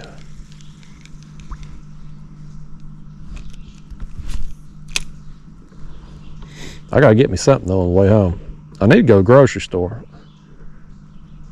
I'm one of them people, I dislike going to the grocery store so much, so bad. So we got another fish here. I don't know why my drag keeps slipping today. But I dislike going to the grocery store so bad that I'll be completely out of food at my house before I'll go. And I'm kind of at that point where I'm at the point I ain't got nothing to eat at the house. I got to go some point today or tomorrow. Get out of here, bluegill. If that bluegill was worth a crap, he'd go do my grocery shopping for me. He said he ain't never even been to a grocery store. He just catches his food right out here in the lake. He says he ain't got to go to no grocery store.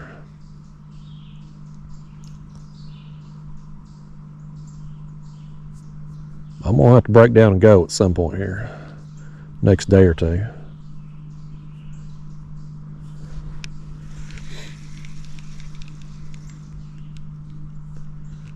I don't know if Walmart would be packed today because it's a holiday, or if there would be less people there today because everybody's going to be out on the lake. It could go either way. Walmart's it's hard to predict. I know what will be at Walmart though.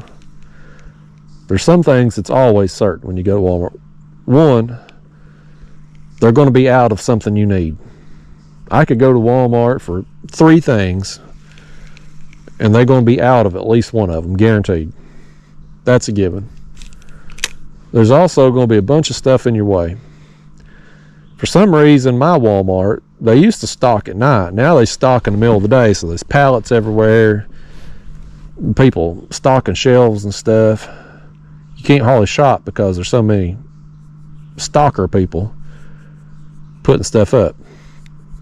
But even though they got all that staff stocking shelves, what they don't have, and what you can always predict is going to happen when you go to Walmart, is they ain't going to have no cashiers. It's going to be 15 lanes of self-checkout and one person, one cashier in the cigarette aisle. Here's just another fish.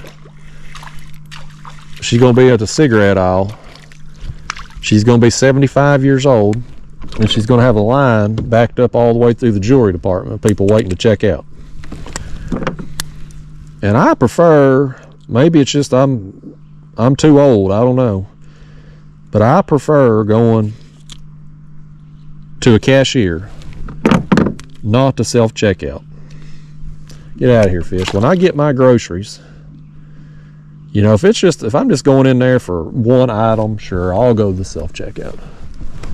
But if I'm going in there for groceries and I gotta weigh apples and weigh bananas and stuff like that, by gosh, I don't work for Walmart, you know. They don't pay me to be a cashier or a grocery bagger, you know what I mean?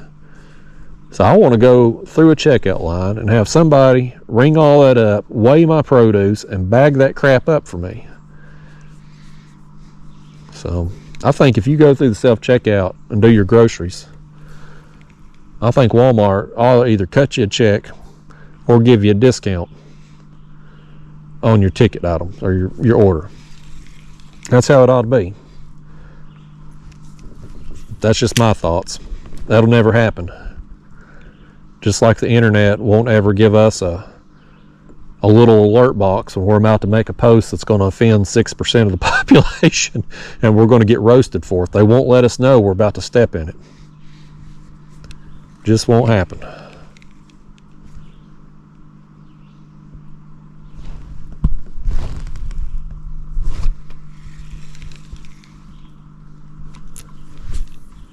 You know, I think I just hit my drag just then with my finger as I clicked the bell over. I wonder if that's why my drag ain't been slipping. I've been hitting my finger on that thing and knocking it loose. Where we at on time here? Oh, we're over the 2-hour mark. We got to wrap this crap up, y'all. I may fish a little while longer, but I'll probably go ahead and wrap this video up. A little over 2 hours is about as much as it's asking a lot. It's me asking a lot of you to sit through 2 hours of anything. But we've caught quite a few fish today. We've caught a few snags. So it's been a productive day. I've told a couple stories. Somebody, at least one of you's out there, will agree with me on the internet alert box. I think that's a fantastic idea. If I end up trying out one of them goofy color Jackson kayaks, y'all are kind of those of you who watch this video today, you're the first to know about it if I end up doing that. 50-50 chance. If I see a good deal on a used one, I will at least try it out. If I can buy something used and get my money back out of it, if I don't like it, you know, just turn around and sell it. And it's basically like a free rental. It's kind of how I look at it, you know. So in that situation, I would definitely try it. But it's not a real popular kayak. There's not a lot in the used market. I saw one for sale locally, but it wasn't a very good deal. They were wanting way too much for it. They may end up coming down, or they may find a sucker to buy it, but ain't gonna be me. Another bite right there. Y'all, it's still foggy, kind of up in the sky, you know, where the fog hasn't fully lifted yet. It's not miserable hot.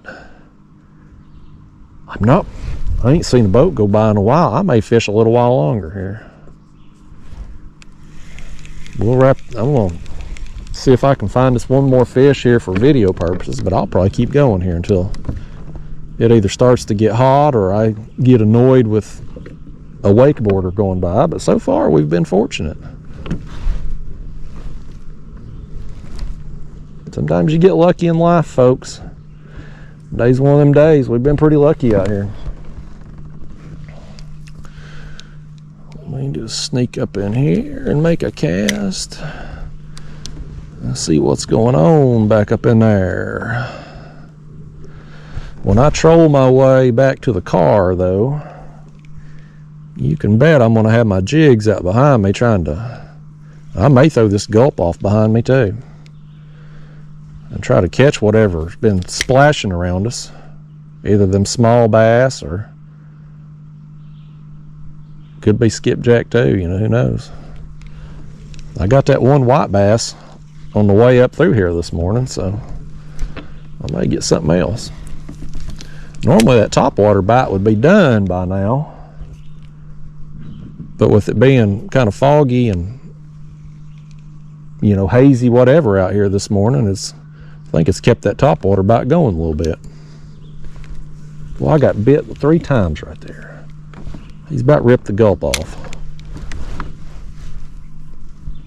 Let me fix that back. We're going to throw in there and bust him.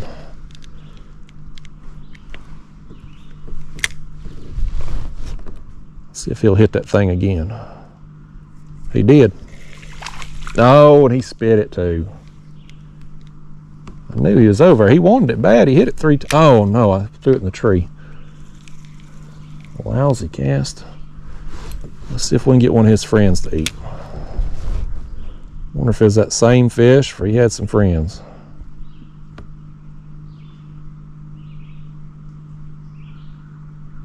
He had friends. Here we go. There's some more. They were aggressive little things. Tap, tap, tap. All right, y'all. Well, this video's running way too long, so we'll call that one there.